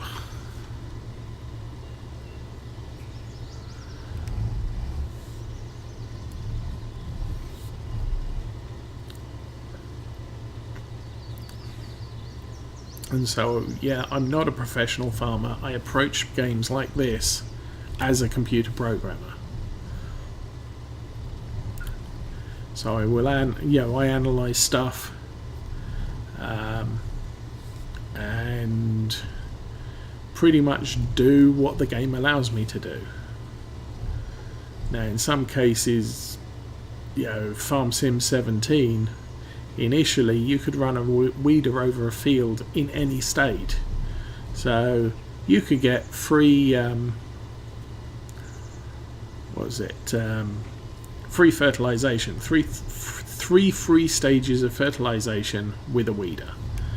And Giants then changed that and said, oh, no, you can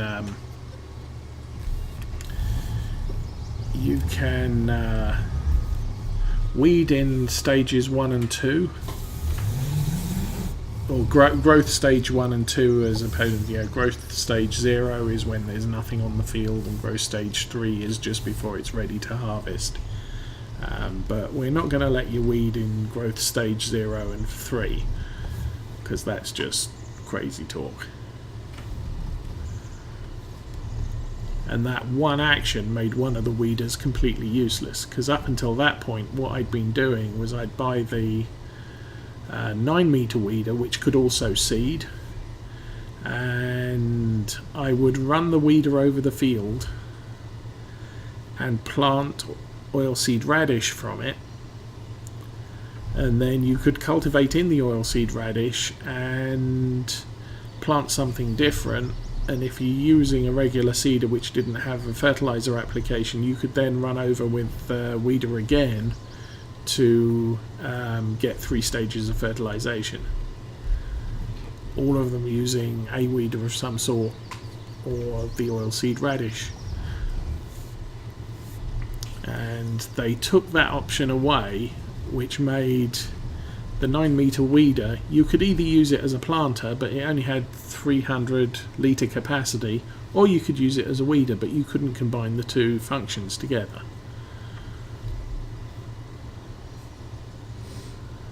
So at that point, and the 12-metre weeder was obviously cheaper because it didn't involve a planter, a seed tank and planting mechanism.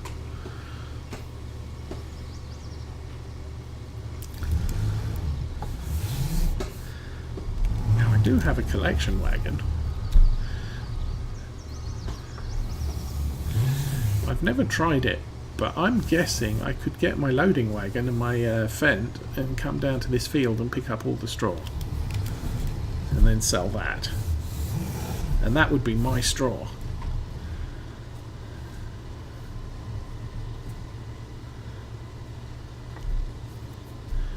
Because once you've got the contract, and at the moment now you've got the contract for this field, I can use any piece of equipment that I own or have leased for the job on this field. Now I'm guessing I probably couldn't pick up the straw and stick it in a straw barn or leave it in my loading wagon because it will probably disappear. I think we might try that for science. Okay, so part of this mission, I'm not going to complete the contract until I've pulled some of the straw up and taken it down to the barn to sell. How are we doing on load? Oh, about 60% full, maybe 70.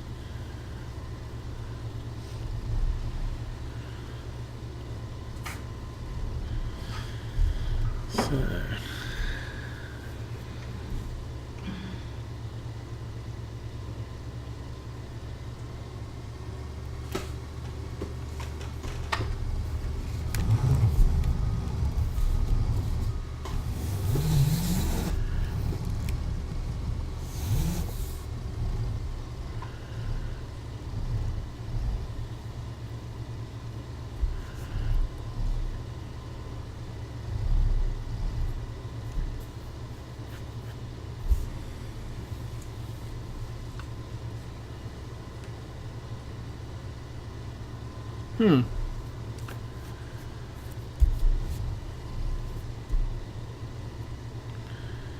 Okay, I didn't watch any of his pre-release streams because obviously I was working and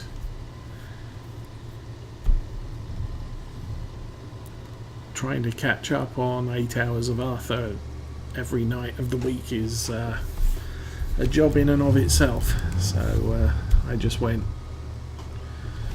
straight into doing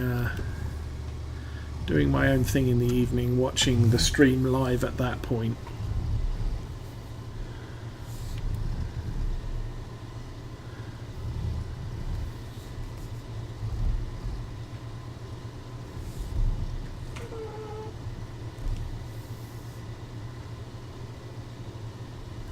Well, we're nearly full. What's this tank? 8,500? Nope. Okay. 8,600? Yeah. That would be... Stick that out and let's go find the tractor. Ooh.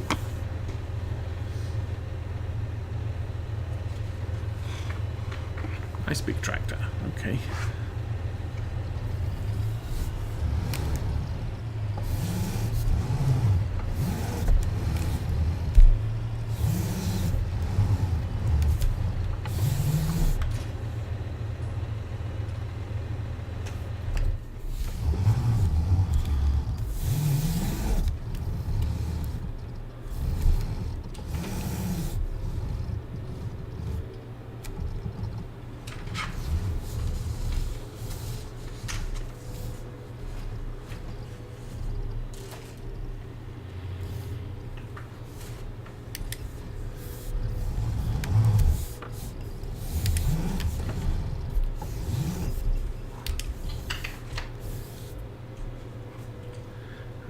Some turn signal indicators on the dash there, but you can't see them because the wheel's in the way.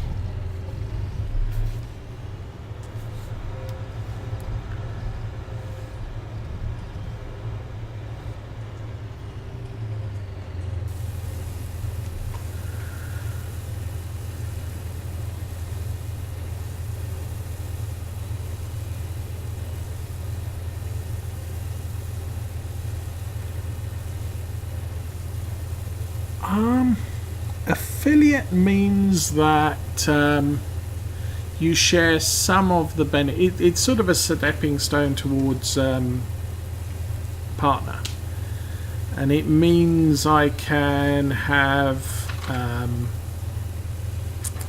subscribers and you can cheer, which was sort of a starting user of Twitch can't do. That one.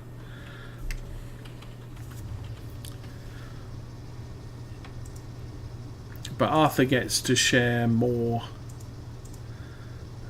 What is it? As a partner, you get access to ad revenues as well, I believe, and possibly some other perks.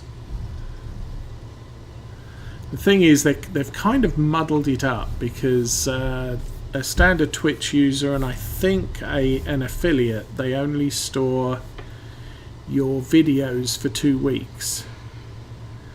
But if you're an Amazon Prime member or a partner, they store your videos for 60 days.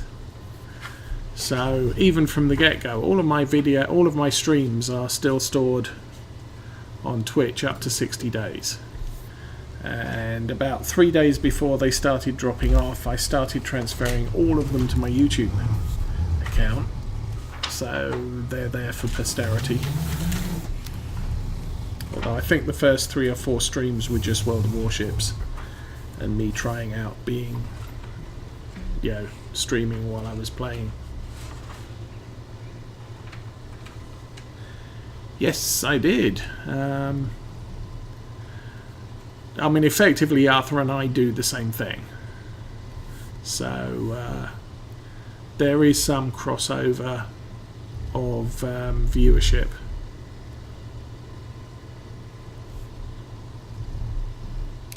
And I'm guessing a lot of people who watch both of us probably watch Daggerwind's videos as well.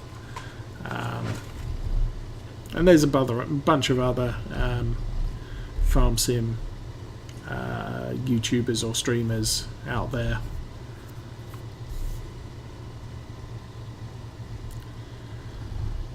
So we probably all share the same, a similar cross set of viewers. I'm grateful for that, but I think there were very few followers initially from Arthur's group, and I think it was as people saw me getting established that I started picking up followers from Arthur's viewership, and that's what pushed me over being an affiliate into being an affiliate. Because for that I needed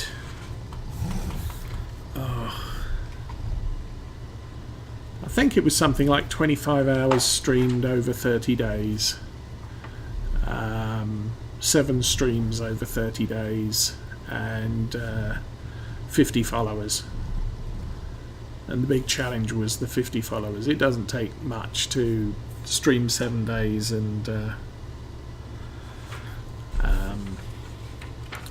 stream for 25 hours over 30 days.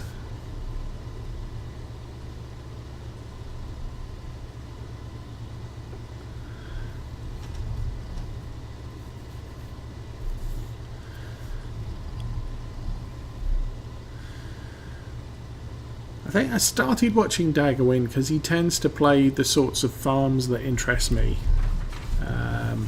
Being from England, he plays a lot of the Oxygen David and Bullet Bill maps.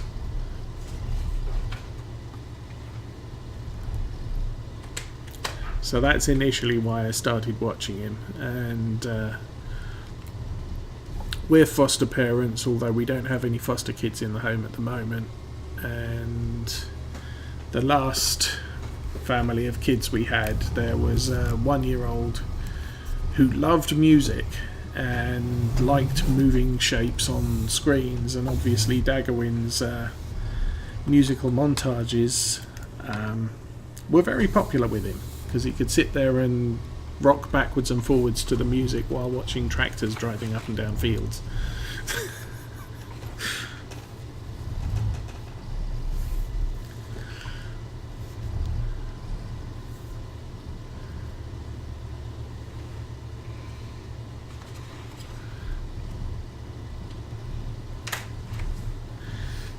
I think part of the problem with streaming Farm Sim is it's very repetitive. You're pretty much doing the same jobs over and over again. So it's not what you're doing in the stream. It's either exploring new areas of the map so that people can appreciate what the map designer has done, and talking about stuff.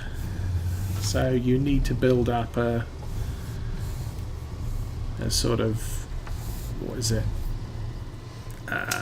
dialogue with your viewers, and it's something Arthur does very well. It's something Arthur reckons I've got a good chance with, because I've got an accent, and Americans like people with accents.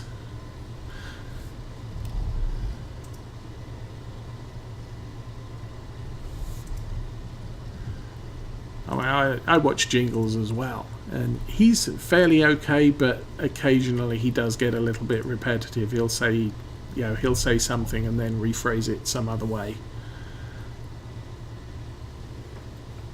and I'm sitting there thinking, yeah, you just said that. But I'm probably very much the same, because none of this is scripted.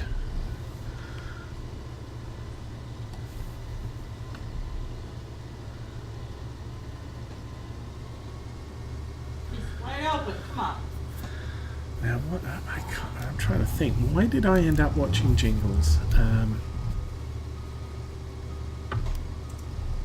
Oh, that was right. I just bought Elite Dangerous, and I was out on YouTube and I googled, or did a YouTube search for Elite Dangerous gameplay, and Jingles came up. And it is the one and only video he has ever produced of footage from Elite Dangerous. And I think after that video he decided, this is my own personal game, I'm not sharing my playtime with anyone else. So he doesn't want his name, his Elite Dangerous character name out there, and it's too much hassle to sort of edit the name out. And this was sort of the time he was having problems with World of Tanks being stream sniped, or just sniped in general, where people would see him and or Quickie Baby playing, and they would not ignore the other 14 tanks on his team and drive right through a whole horde of tanks just to get to Jingles, so they could say, I killed him. And that came to a head, and he just said, I've had enough, I'm not doing this anymore, because it's not fun.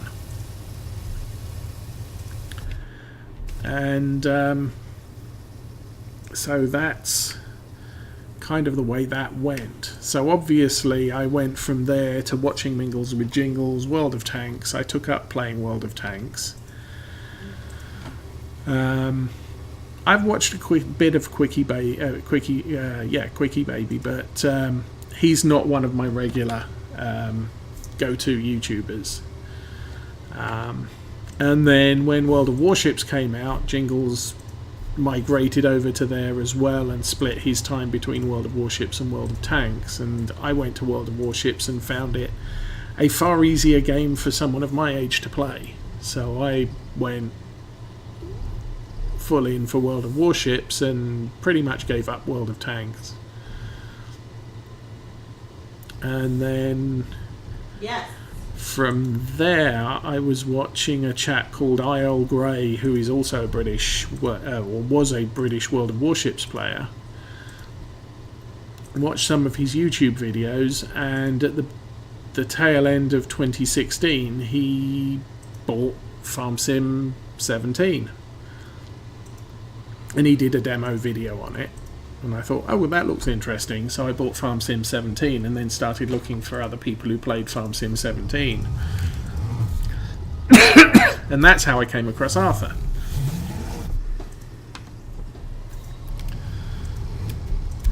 But since then, IL Grey has given up doing videos. I think he now works for Wargaming in Russia as a community liaison.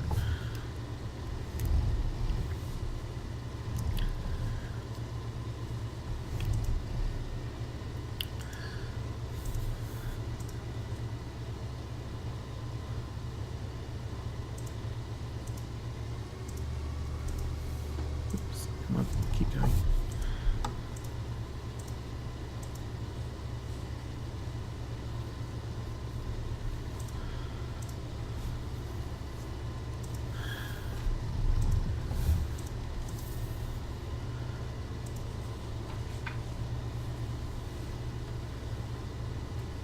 Yeah, I've watched the occasional squirrel video. I've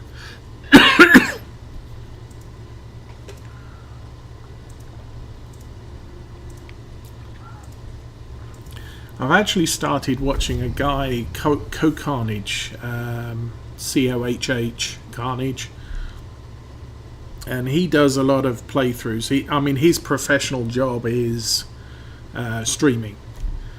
And I gather he, for his Red Dead Redemption 2 playthrough, he was getting 20,000 plus viewers, and he streams 8 hours a day. He starts at 8 o'clock in the morning, takes a break for lunch, and streams through to the evening. And then he's off. You know, he has time to himself, his wife and kid, from sort of 4 or 5 o'clock in the evening. But he'll pick a game and he will play through it. So I don't watch him stream because obviously I can't follow someone 8 hours a day every day of the week. But I do watch some of his playthroughs. If a game interests me, I'll watch his entire playthrough. So I've just come off watching his playthrough of Red Dead Redemption 2. I don't have a PS4. So there's not a lot of chance I'm ever going to get one or ever going to play the game. But he was entertaining, and it was a very entertaining game to watch.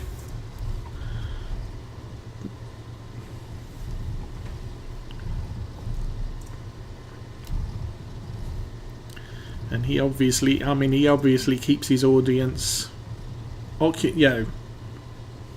engrossed in what he's doing. To have 20,000 viewers at a time, that I would consider to be quite successful. And he quit his day job and went full-time YouTube, full-time Twitch.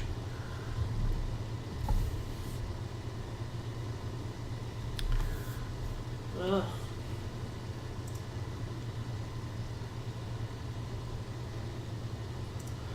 Oh yes, now Jingles and his Assassin's Creed.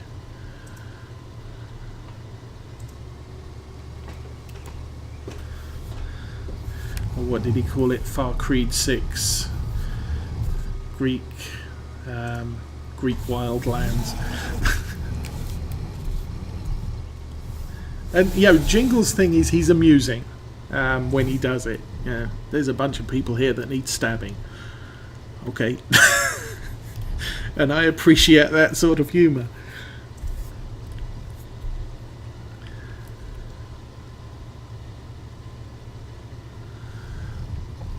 I'm guessing it did, but you think he has a full schedule, and every time a new game comes, every time new games are released, he obviously he has the style of games he goes for. So he's not going to be playing farm sim. He's not going to be playing, city building sims.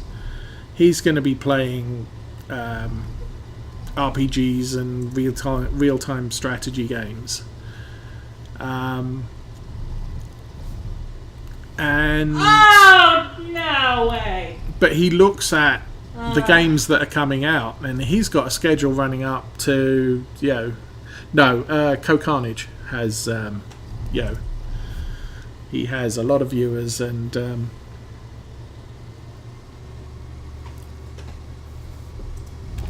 so he's constantly getting asked on his stream, oh, when are you going to be playing whatever? And he'll look at his calendar and he's sort of, we'll be starting that on Monday next week, and I'll be playing it all day on Monday, and then we'll probably play it 3 or 4 more times over the rest of the week.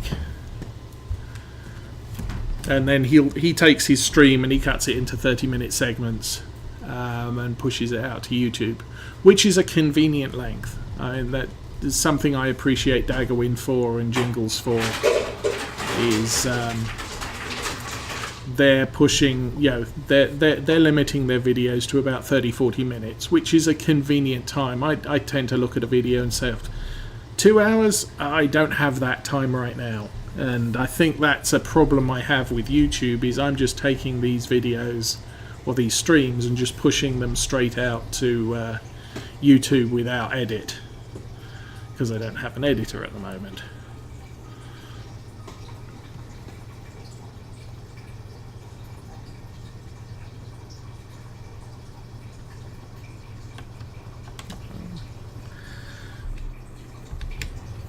There's been a bit of that going on.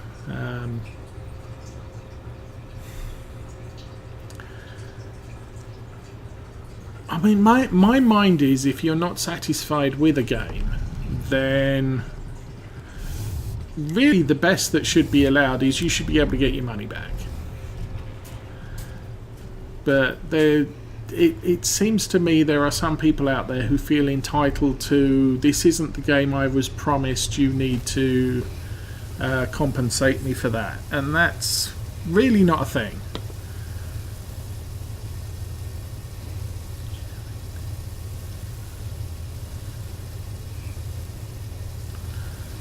And obviously a lot of the issues at the moment are to do with loot crates. So much so that even in World of Warships, you can't get, you can't buy the sort of the Christmas crates and what have you in Belgium, because it's gambling. Well, kind of, yeah. But you know what you're getting into. You basically, I don't look at a Halloween crate or a Christmas crate as anything different than buying a premium ship. No. Yeah, I'm paying Wargaming for something. They give me the game for free, so I think it's only fair that I give them some money every so often. And I'll buy a premium ship, or I'll buy a bunch of Christmas crates, and I'll open them up and see what I get. And it's usually something nice. It's fairly well balanced, but I think in the case of some of these game manufacturers, the loot crates are pay to win. And up until recently, I don't think Wargaming have had that issue. If you bought a premium tank or a premium warship, it wasn't quite as good as the equivalent tech tree tank or ship. Or it was slightly different in some unique aspect. So, you still went out. I mean, for years I would put, for the first 3 years, I would play the Minikaze in preference to any of the premium sister ships, because the Minikaze was a better ship. It had a better speed, it had a better rate of turn, and it had better AA, which sucked, but it was better than a rifle, which the sister ships seemed to be equipped with. But since they nerfed Japanese torpedoes, the Minikaze is the poor man of the group because it has 56 knot torpedoes instead of 61 knot torpedoes. So you want to play something like the Kamikaze or the Fujin because the torpedoes are so much better.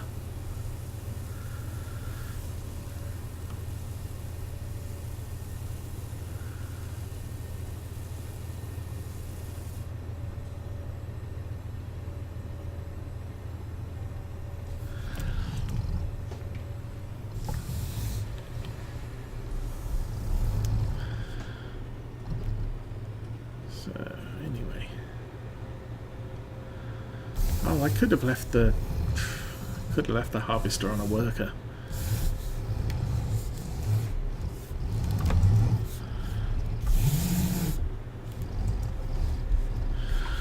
I think I'm going to do that when I get back to the field and go and get the Fent, the loading wagon.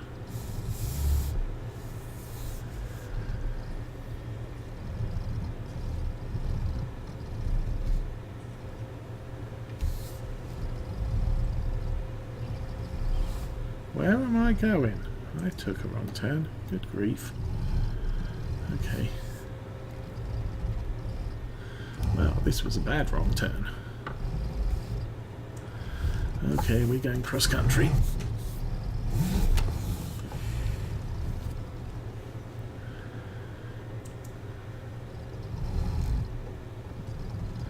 Wow, this is rough terrain. Go, tractor, go.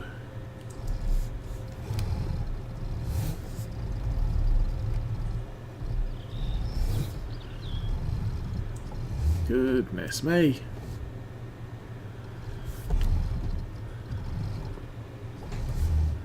Oh, don't fall over. Don't fall over. Yeah.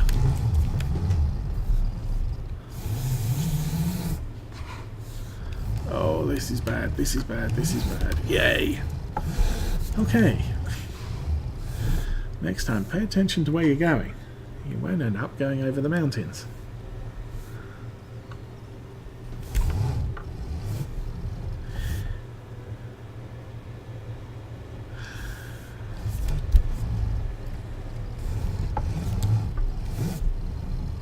Yes, the different. Well, I mean, the thing is what I'd usually do is I'd hire a worker for the length of time it takes me to ship this stuff to market, and then as soon as I get back, I'll take back over from the harvesting. But it means that the job is progressing at a reasonable rate.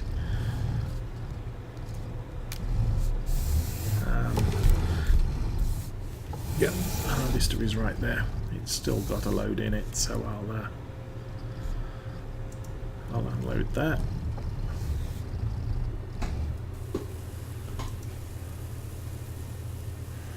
Now, how do we do this? I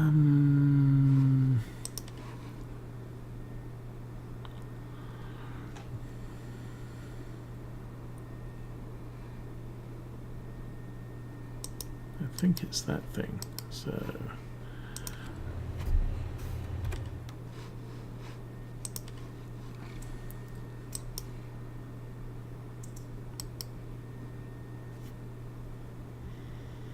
How do you reset stuff?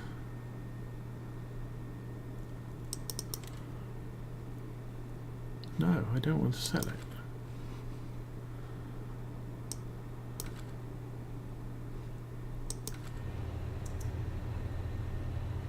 I don't know.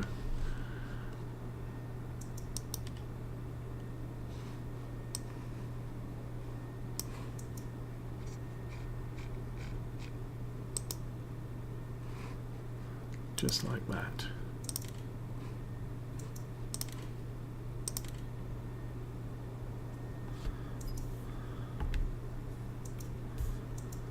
So let's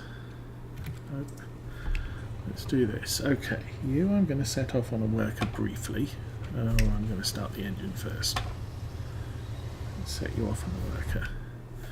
Then I'm going back to here. And we're going to start that engine.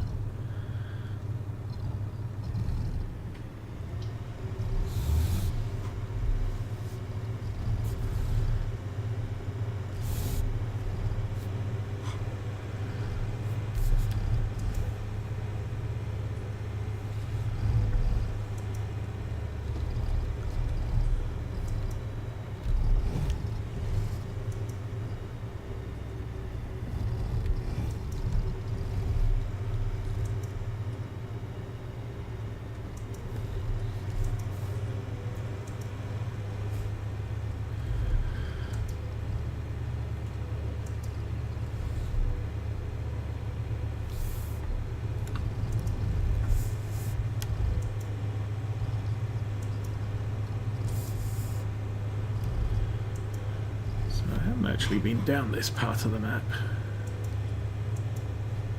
Kind of cool.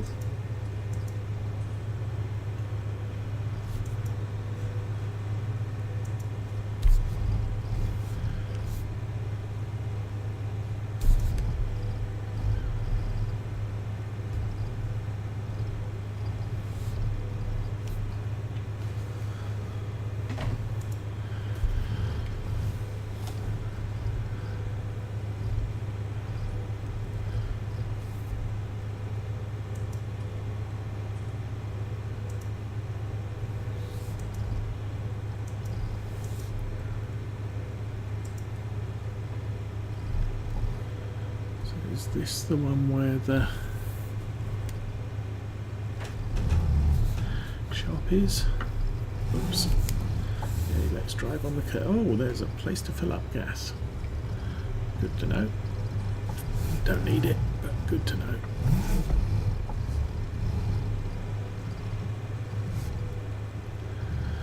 And back at the store.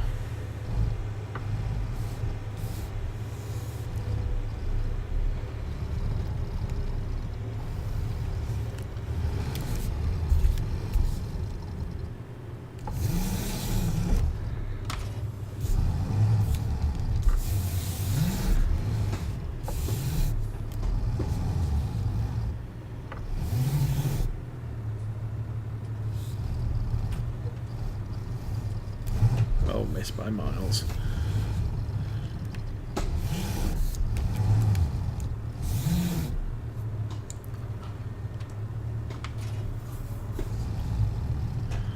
Okay, let's try this out.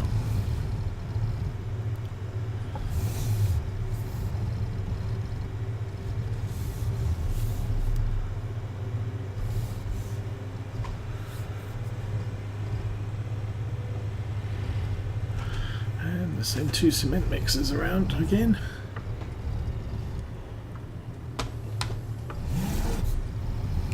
Alright.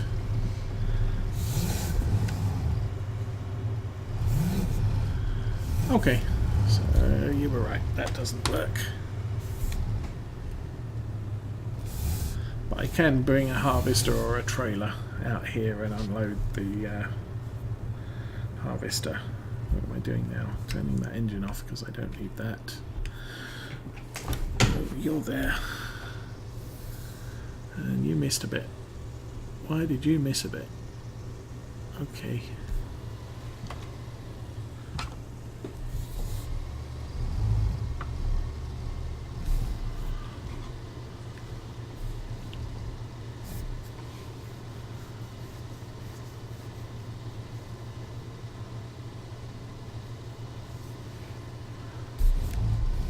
Yes, I know as much as to not reset stuff with things in it.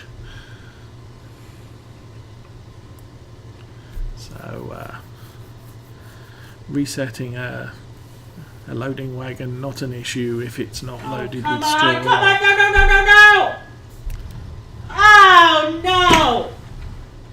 Oh, come on! And don't reset your vehicles because you lose gas. Give me a break.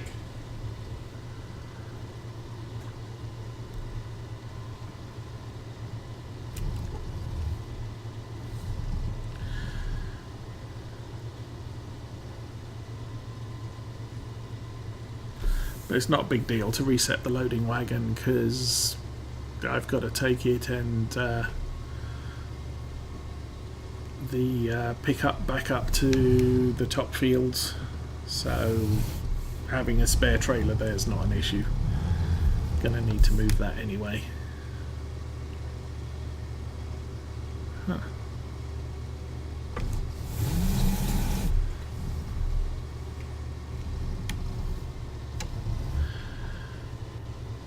Now what would be interesting would be if they charged you for resetting something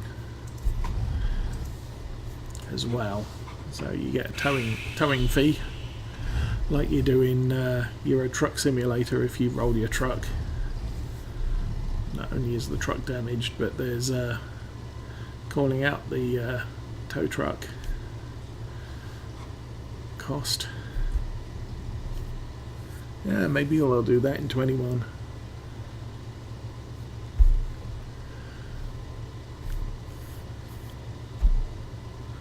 Football. And the other team just scored a touchdown.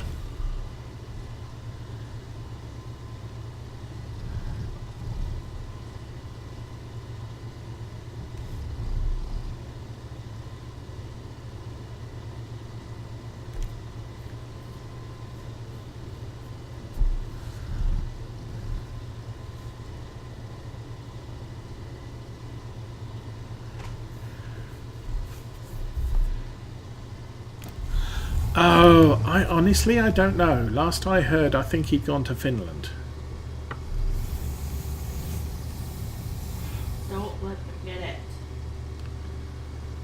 I think I'm up in Helsinki. So Come on. we're going to have to persuade him to let us all know where he is for Thursday, so we're all in the right place when we start the stream.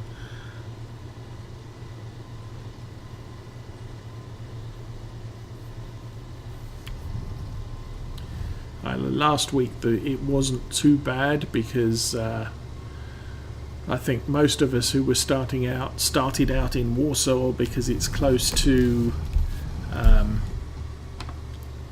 the Baltic Sea expansion states. So no matter where you are on the map, you can relocate there using fast travel, which is what I did.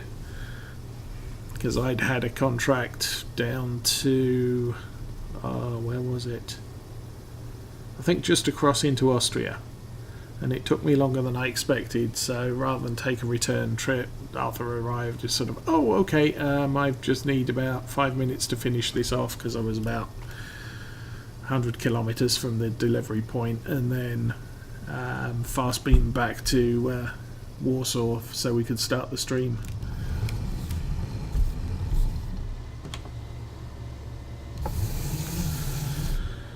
But relocating out into Russia or whatever the other states over there are, that's not going to be as easy.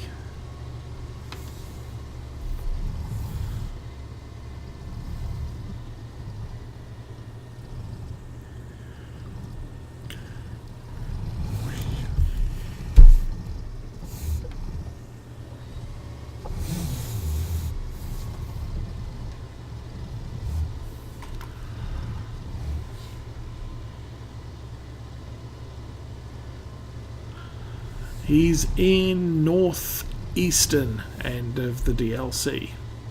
I mean, north I would call sort of Scandinavia. Exactly. And also there's a lot, obviously I started a new character for the stream.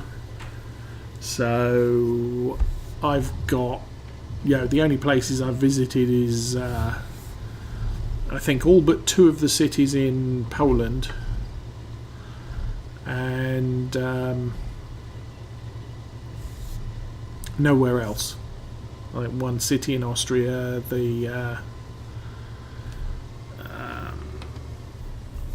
I can't remember what it's called. I was going to say Carlsberg in Sweden. If you go to Gdansk and take the ferry, it's the first city you come to. I've been there. And then I've been to a couple of cities in the Baltic states as we've passed through them. Because we're also kind of limited since so many of us have just started to what range can we travel on jobs, because we don't have much in the way of skills at the moment. I think I've managed to get my guy up to 3 levels of long distance driving, couple of levels of high value cargo, a level of fragile cargo, and I've started on the hazmat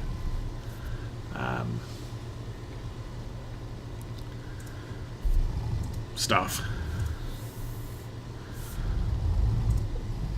Although I think the multiplayer world market ignores almost everything except the hazmat licenses.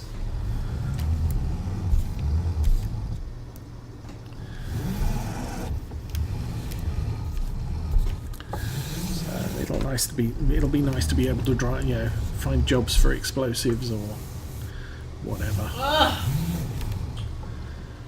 Jeez. I think things are still going bad in football.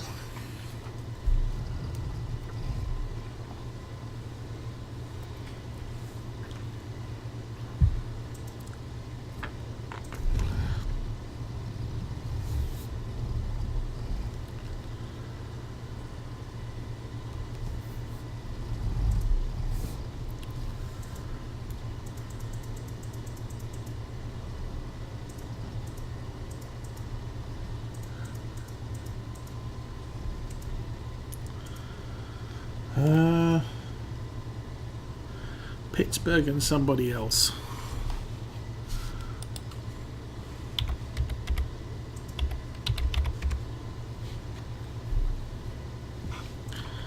Los Angeles Chargers and Pittsburgh. Another piece of stupid game.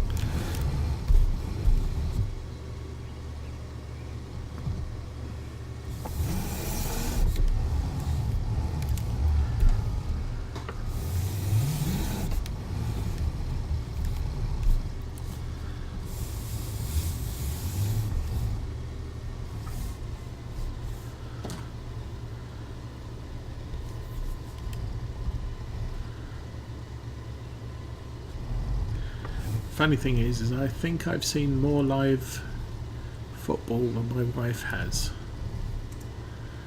And I'm from England. I went to see 2 World League of American Football games featuring the London Monarchs and some other team. And then I've seen 4 pre-season NFL games played in London. First one I went to was the Buffalo Bills versus the Philadelphia Eagles. And the second one was the Dallas Cowboys versus Washington Redskins. So that was kind of fun. And it turned out the folks that came over to play were quite impressed with the English fans. Although the behind-the-scenes secrets is, if you watched the game, they had all the cameras. All the field cameras are on one side of the stadium, and all of the audience were on the other side of the stadium. So when they when they lifted the camera shot up from the field, you could see lots and lots of people watching the game, but all of the stands on the other side of the field were completely empty. They only filled half the stadium.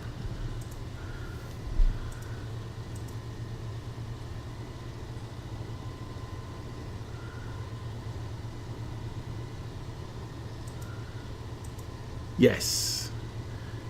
In Europe, football is soccer.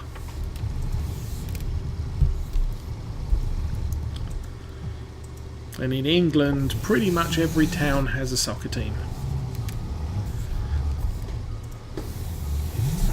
And the top divisions, I think there's the Premier League now, Second Division, Third Division, Fourth Division, tend to be professional. Get down to the Fourth Division, they're kind of semi-professional. And if you drop any further than that, you're into amateur soccer. But there are, you can go and watch a local soccer game. They may not have much in the way of a stadium, but the team is usually popular with the local residents.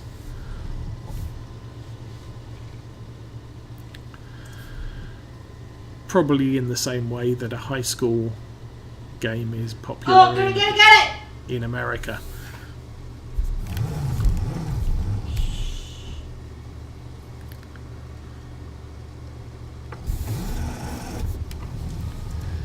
I've been to a couple of, very local, very amateur soccer games in the UK when I was visiting relatives on Anglesey.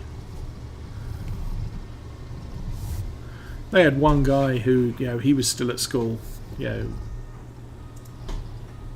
just, a year pre-college. He was a very good soccer player, and he was hoping he'd be scouted out by one of the major league teams and get to play for professionally. So that particular village team did quite well because they had this guy who was actually quite a good player.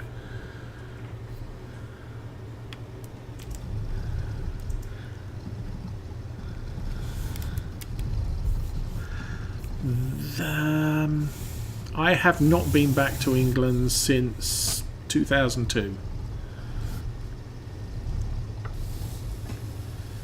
I will probably make at least one other trip in my life.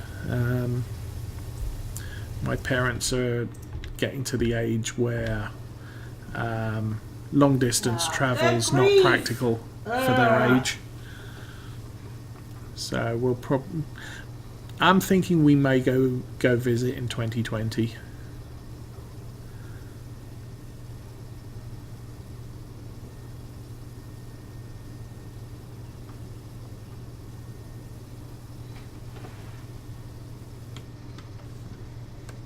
Oh, it didn't empty all the way.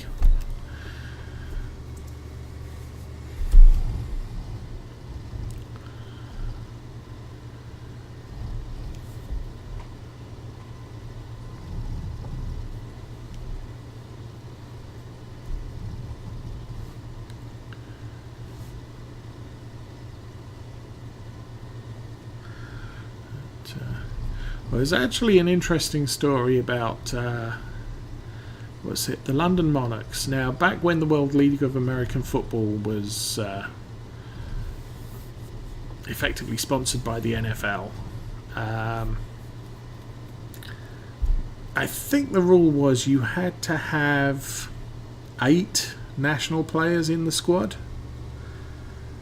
and everyone else was an NFL player. Either sort of third string or reserve, free agent, and it was the World League of American Football was effectively their chance to get experience playing professional football and maybe make it in a major NFL team.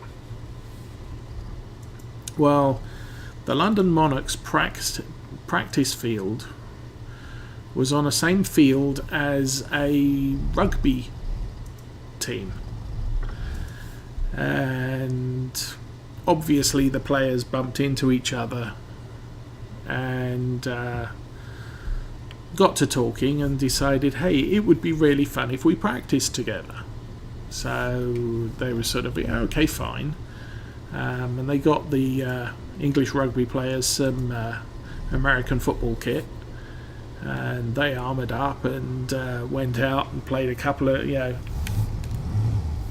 a few scrimmages. And at the time, they interviewed the rugby players, and they sort of say, "Oh, these Americans, they're just wimps. I mean, they won't go out on the field without helmets and shoulder pads and knee pads and everything else." And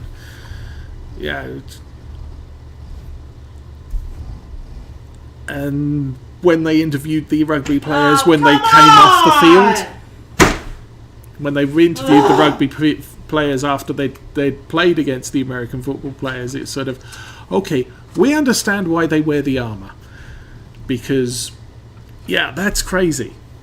But then the following week they practiced and they played rugby, and the American football players went out onto the field, and when they were interviewed when they came off the field, it was a case of, those guys are freaking nuts. There's no protection at all, and they're going full tilt into each other, open field tackles and what have you. They're crazy. Yep, and that's why most of them don't have their own teeth left.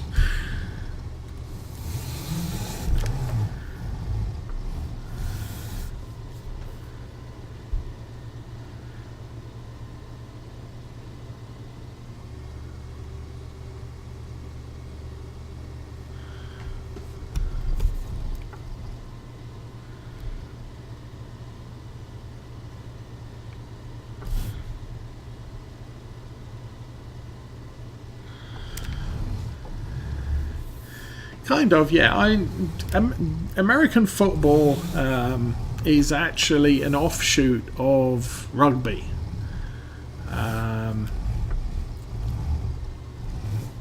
And there's a story behind it, but effectively what happened was American colleges, many, many years ago, before American football was invented, used to play soccer. And Canadian colleges used to play rugby.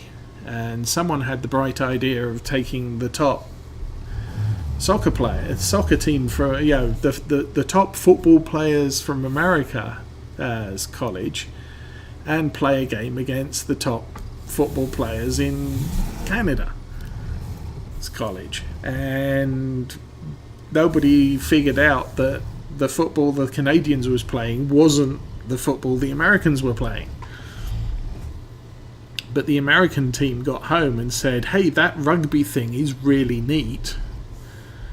Nobody gave them the rule book, so they made their own rules up. And, the scoring is kind of similar for what in rugby is termed a try, in American football is called a touchdown. Rugby, I believe, only scores 4 points for that, and then you get 3 points for the conversion, whereas American football you get 6 points for the touchdown but only 1 point for the conversion, or point after attempt. In rugby you kick the conversion in a straight line out from the end zone. So if you go into the end zone and touch the ball down right on the edge of the field, then you have to kick the extra point from the edge of the field.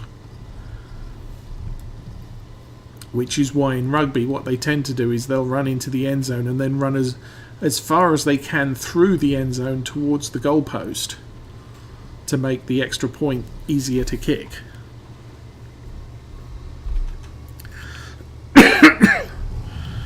Americans don't do that. It's just a place kick straight out from the goalposts.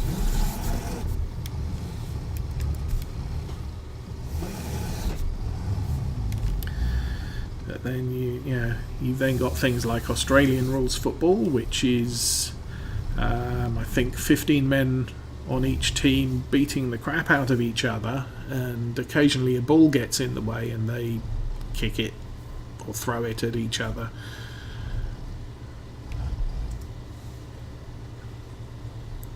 They have something like 8 referees on the field just to keep track of what's going on.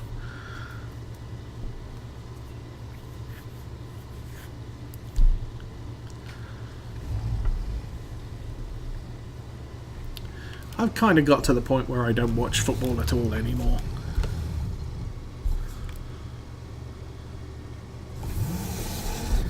I used to be quite an avid viewer in the UK, although the problem there was it started off as a Sunday night show, sort of 10 o'clock in the evening,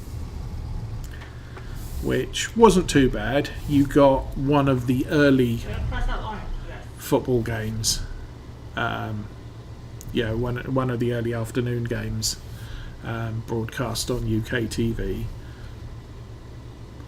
But then they started moving it later and later, and it became 2 o'clock on Monday morning.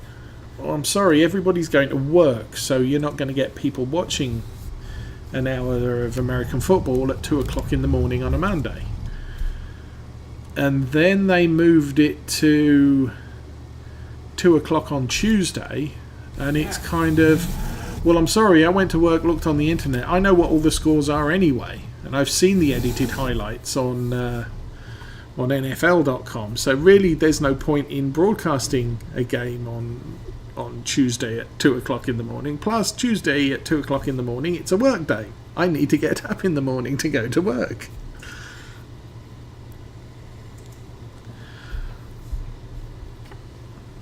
So they kind of blew viewership in the UK. But when it first they first started broadcast it was, at the time, we had 3 TV channels: BBC One, BBC Two, and independent television. There was no cable, there was no satellite TV, and someone decided it would be a really good idea to have another TV station, and imaginatively called it Channel 4. And Channel 4 couldn't get any sports. Soccer was pretty much spoken for, and being a fledgling TV station, they couldn't afford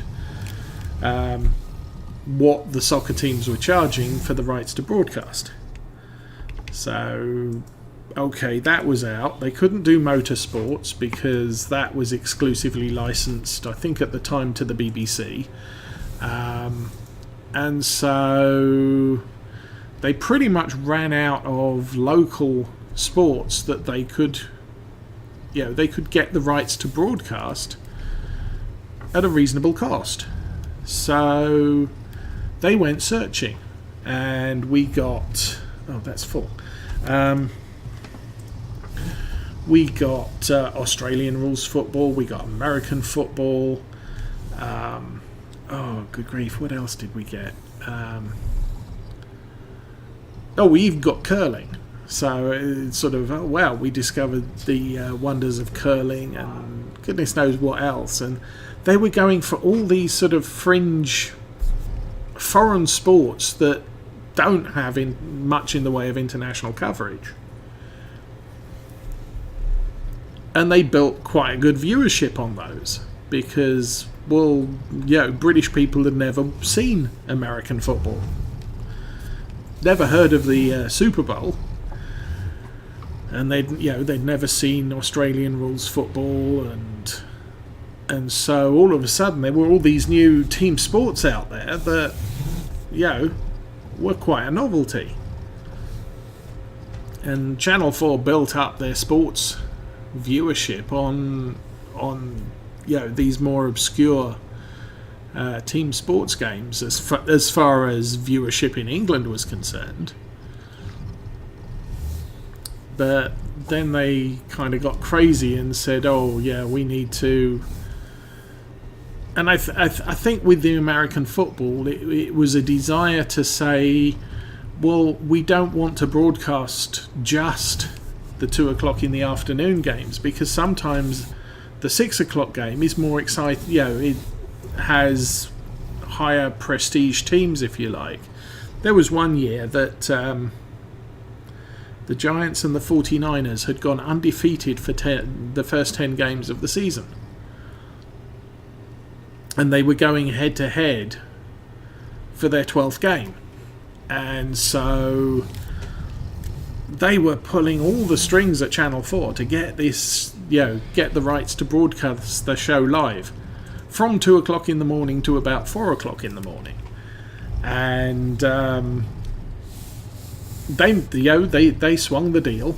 And as it was, the Giants and the 49ers lost their 11th games, so they were, rather than being undefeated going into week 12, they were both 10-1 when they went head to head.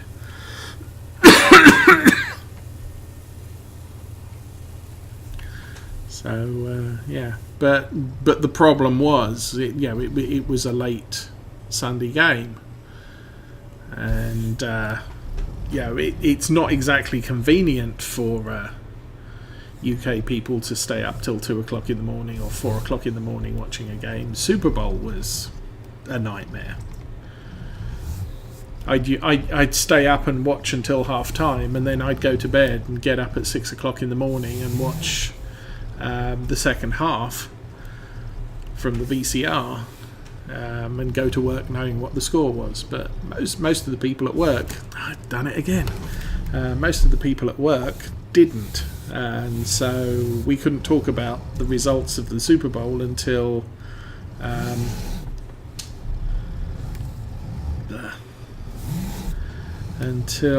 Tuesday, when they'd had a chance to get home on Monday night and watch it.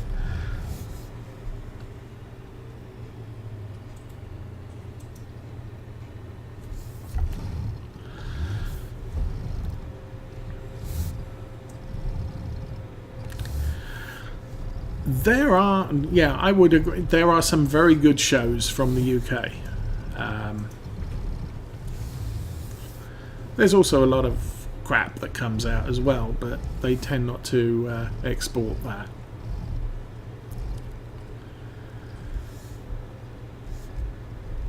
And what they, especially with the BBC, I mean, early Doctor Who, they didn't have the budget for incredible special effects. So what they didn't have in money to,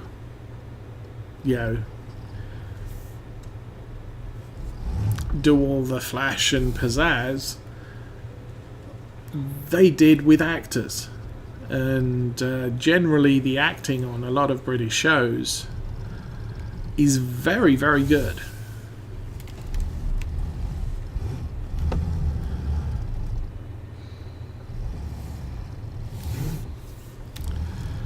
I mean, I'm probably sure a lot of people remember Jean-Luc Picard in Star Trek The Next Generation, and he was trained Royal Shakespeare Company. He was a stage actor.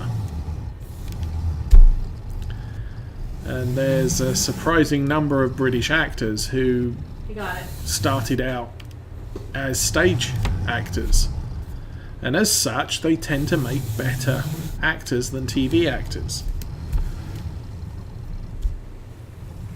Because most TV actors, you film a scene, so I've got to learn my lines for this scene, and then I can forget them. Well, you go to a stage play, and the actor has to learn the entire script for the entire play, because he doesn't have time to go and learn his lines for the next scene. It all has to be in his mind. So they tend to be better at delivering a coherent story.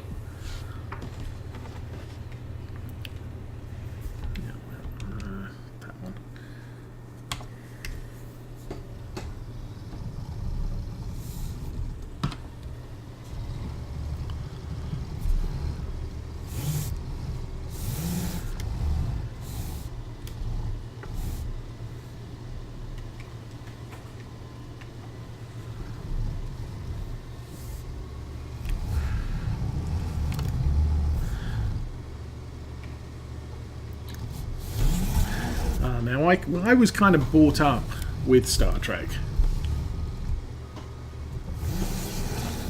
Yeah, that was one of our childhood shows in the evening.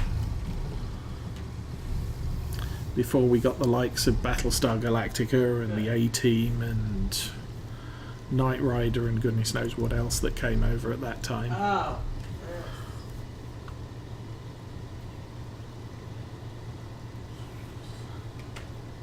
Yes. Well, initially, Doctor Who was intended to be a childhood, an educational show for children. And the original Doctor, they ended up in South America during the Aztec rule.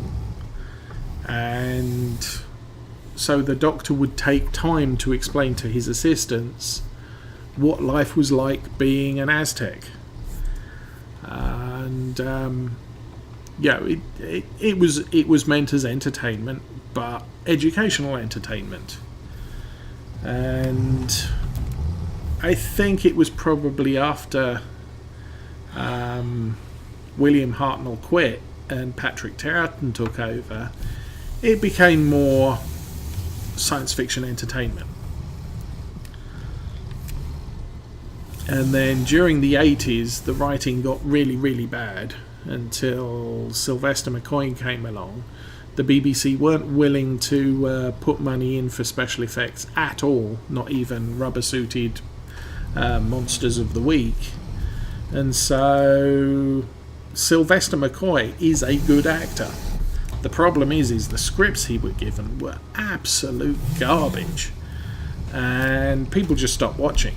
And so the show was closed down, and it's been rebooted since.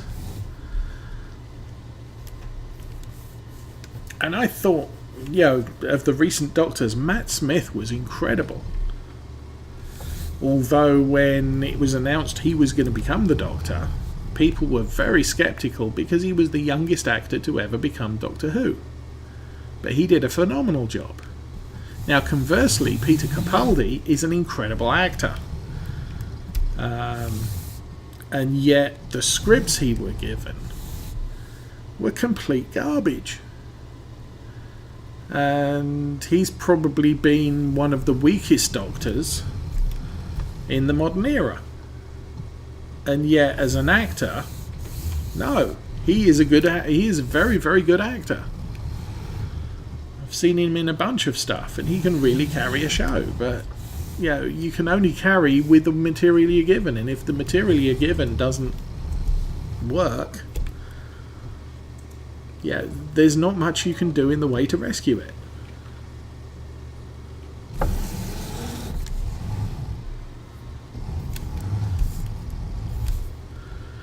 Okay, that is a field done. Let's go make some money. There's the tractor.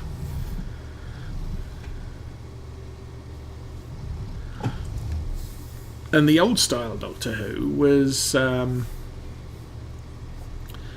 was it? It was a 30-minute episode and 4 episodes to a story.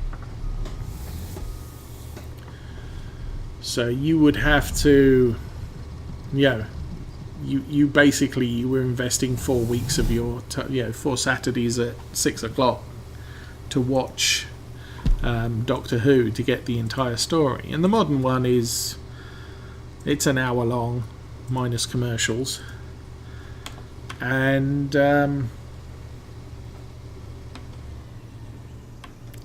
you've got to get everything sorted out in an hour. Much like Star Trek and everything else. It's sort of, you're not allowed to fundamentally change the situation. So you have to present a problem, fix the problem all in an hour, and then the next week you're starting from the same point. It's almost, you don't have to worry about what sequence you broadcast the episodes, because it really doesn't matter. Which is kind of a shame. A four half-hour episodes, that's a 2-hour story, and in some cases they did a 6-part story, which is a 3-hour story. You can tell a far better story if you've got the time to do it. And it's one of the problems with the Star Trek franchise back in the Next Generation. Yes. Was there we go. You had an hour to tell a story, and there were some incredible stories that they kind of got to the last 5 minutes and said, "Oh no, we've got to wrap this thing up. How do we fix this?" And the entire story was let down because they didn't have the time to tell the story properly. And they weren't willing to go to a 2-parter because the story wasn't that important. And I think, modern Doctor Who has kind of suffered in that way, because you've got an hour to tell a story, and then everybody's got to be back where they were at the start of the episode with nothing changed. And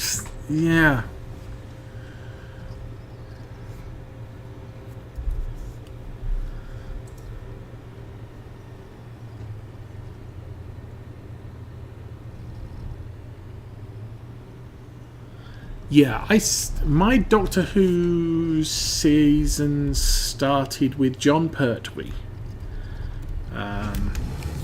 And then, obviously, Tom Baker. Tom Baker was fun. And I did like Peter Davison, although he was...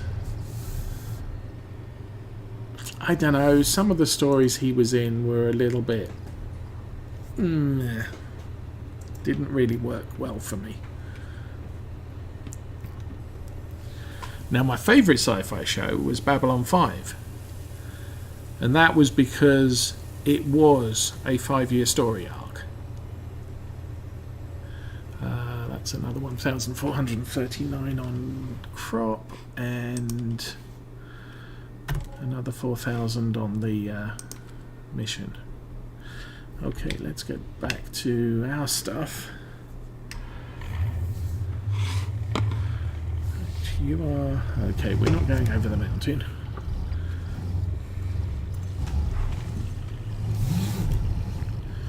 But I think the problem that Babylon 5 suffered was people weren't willing to invest in 20 plus episodes to get a story.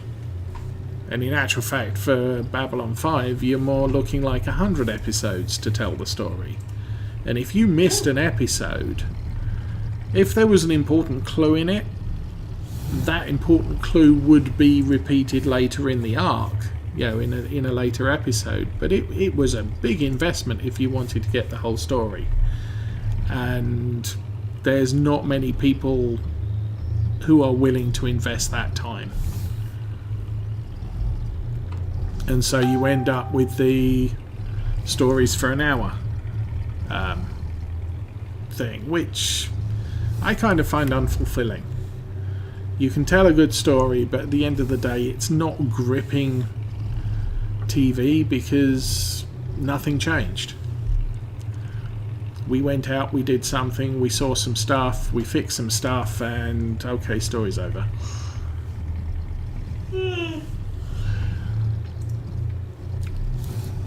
Come on.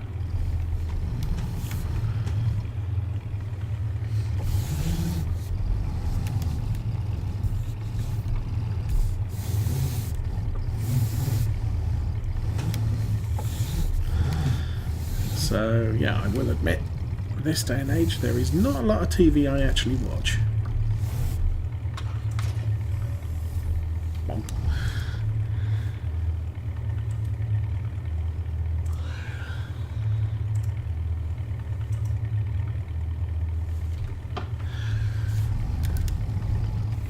Now, that was quite interesting. I was never into Quantum Leap, but when was it? It was probably back around 94, 95. I worked for an American company in England, and they sent me to their offices in America for a month to get to know the team, the US team, and so they could get to know me as well. And while I was there, the Sci-Fi Channel, back when it was SCIFI rather than whatever they call it these days, ran a week of pilots, and then the following week they did a week of final episodes.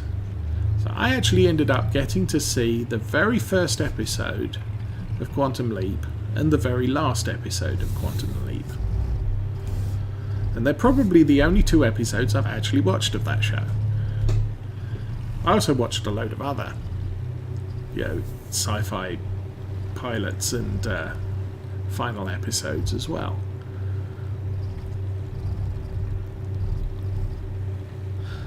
But,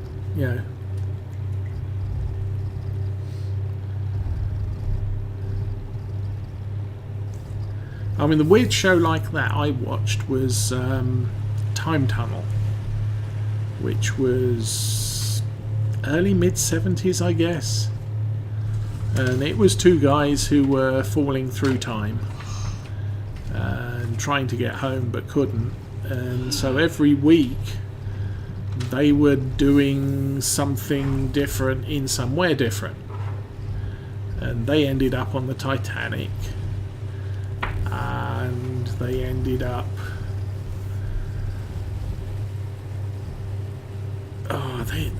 I don't know. I mean, they ended up all over the place. And the show was using some of the big movie sets. So, they just filmed Julius Caesar and the set was available. Okay, well, we want to do a story of our two time-travelling guys ending up in Rome. And it's not something, you generally do these days. Okay, I'll park that up there for now. And we'll jump back to the tractor, so we need to get this back home.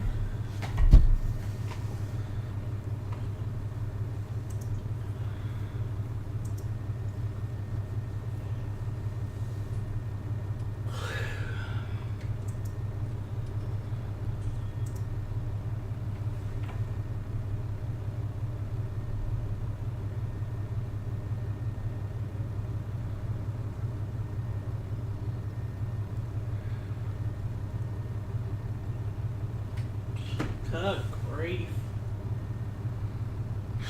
Yeah, I watched a little bit of Sequest. It started out okay, but I think the last season just kind of fell flat.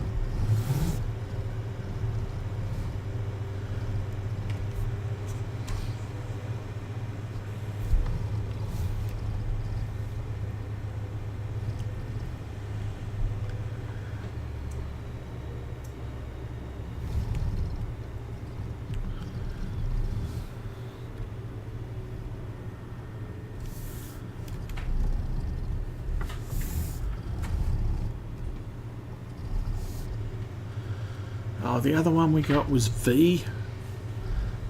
My parents actually let me stay up till 11 o'clock in the evening to watch the 5-part mini-series.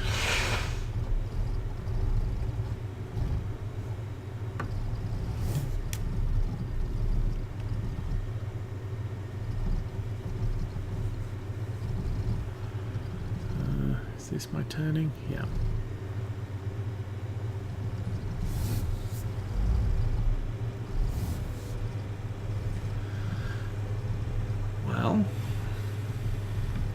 I'm going to be parking these things up and then calling it a day for now. It looks like we're about the same level of money as we started the session with, except we now own a flatbed trailer.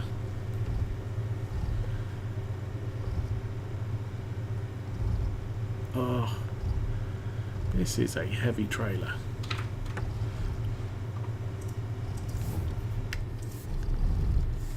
Oh, and we got the front loader arms as well. So that's about 20,000 spent.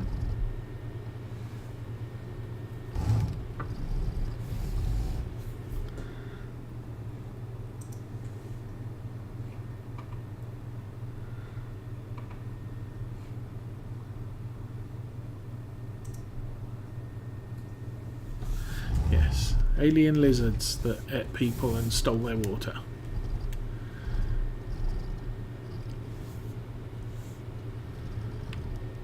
And they tried to reboot it recently and it really didn't work. I think the thing about the original series, the original miniseries was nobody knew who they were, and they, aliens have turned up, they look like humans, hey, let's welcome them. And it wasn't until really late on that you discovered, well, they're actually lizards in synthetic human skin. And they're really not nice. And, it's not the sort of thing you can reboot. I think that's the problem, that a lot of American TV and movies are into is they're not coming out with original stories, they're trying to reboot old successful stories, and they're not doing a very good job of it.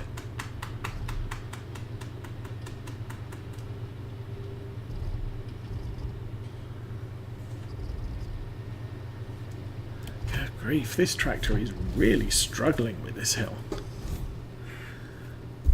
Come on, keep going. Oh, the Beastmaster, yes.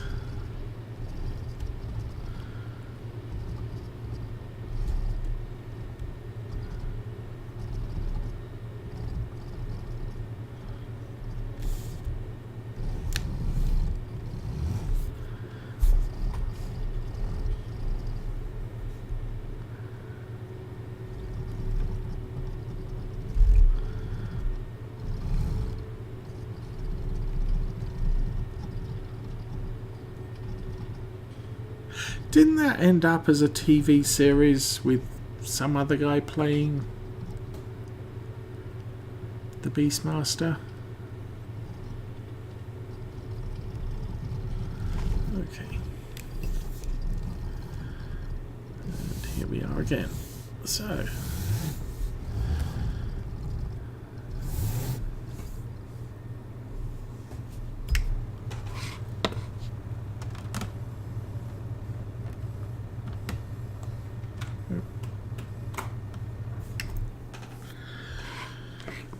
there we go. We've still got a fair amount of grass on the outside of this field that we can cut and collect. Make some money from. That field there looks nice. What's that field? Oh, field 1. Well, there's a contract to do that. Although it's going to be a pain in the butt to bring a harvester up the hill from there. And they want us to do... He misses! Oh, they want us to lay over down in the port, which is a long drive back down again. Right. So, not going to do that one. I've been watching a couple of videos on building placements, and obviously no real way you can place a building on that side of the road. And for the most part, it's fields that are flat.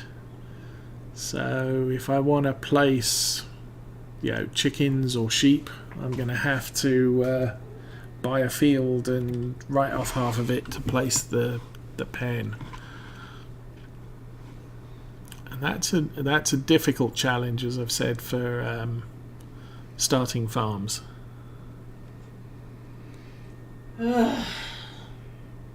Yes, I finished the harvest contract. We got 1,700 for the extra seed plus or extra crop. Oh, there's those over there as well. I own this field here, which was a grass field, and I intentionally bought a grass... Oh! Another flag! Come on! I intentionally bought a grass field so that if I decided to get sheep or something like that, I could harvest that. Also, I can harvest a grass field with the equipment I have, the loading wagon and the mower. I can just run around and fill that loading wagon up and sell it. So it's a cheap way of making money. Plus I can... They'll have a touchdown from offside. I can mow the grass around the outside of it as well. So that's good. What the heck's that there?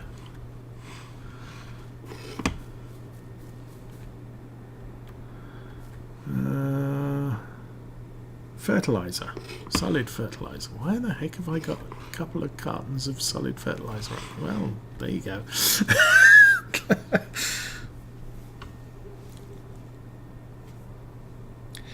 Yes.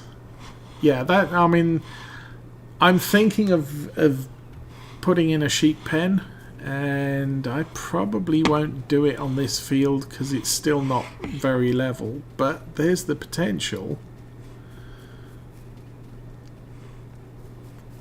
of buying this field and then putting some, putting a sheep pen here. And then I've got the grass I can feed them with. It's a long way to get water though.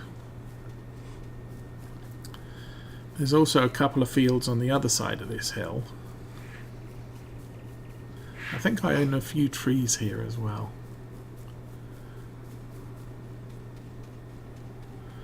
So that has some potential. I think these trees are in my field, yeah, because there's the water. So I own everything up to the water. Not sure you can reverse a trailer down there and load up water. What's on the other side of the road?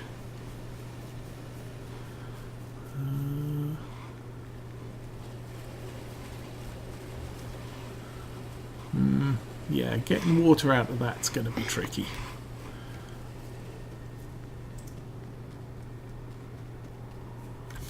So, what do the finances look like today?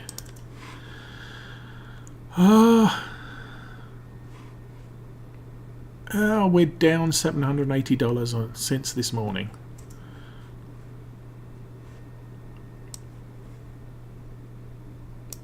We made $10,000 on contracts, $2,700 on harvest income, and spent $14,400 on the stuff. We do not have a loan yet, so there we have the option of taking out a loan and buying more land.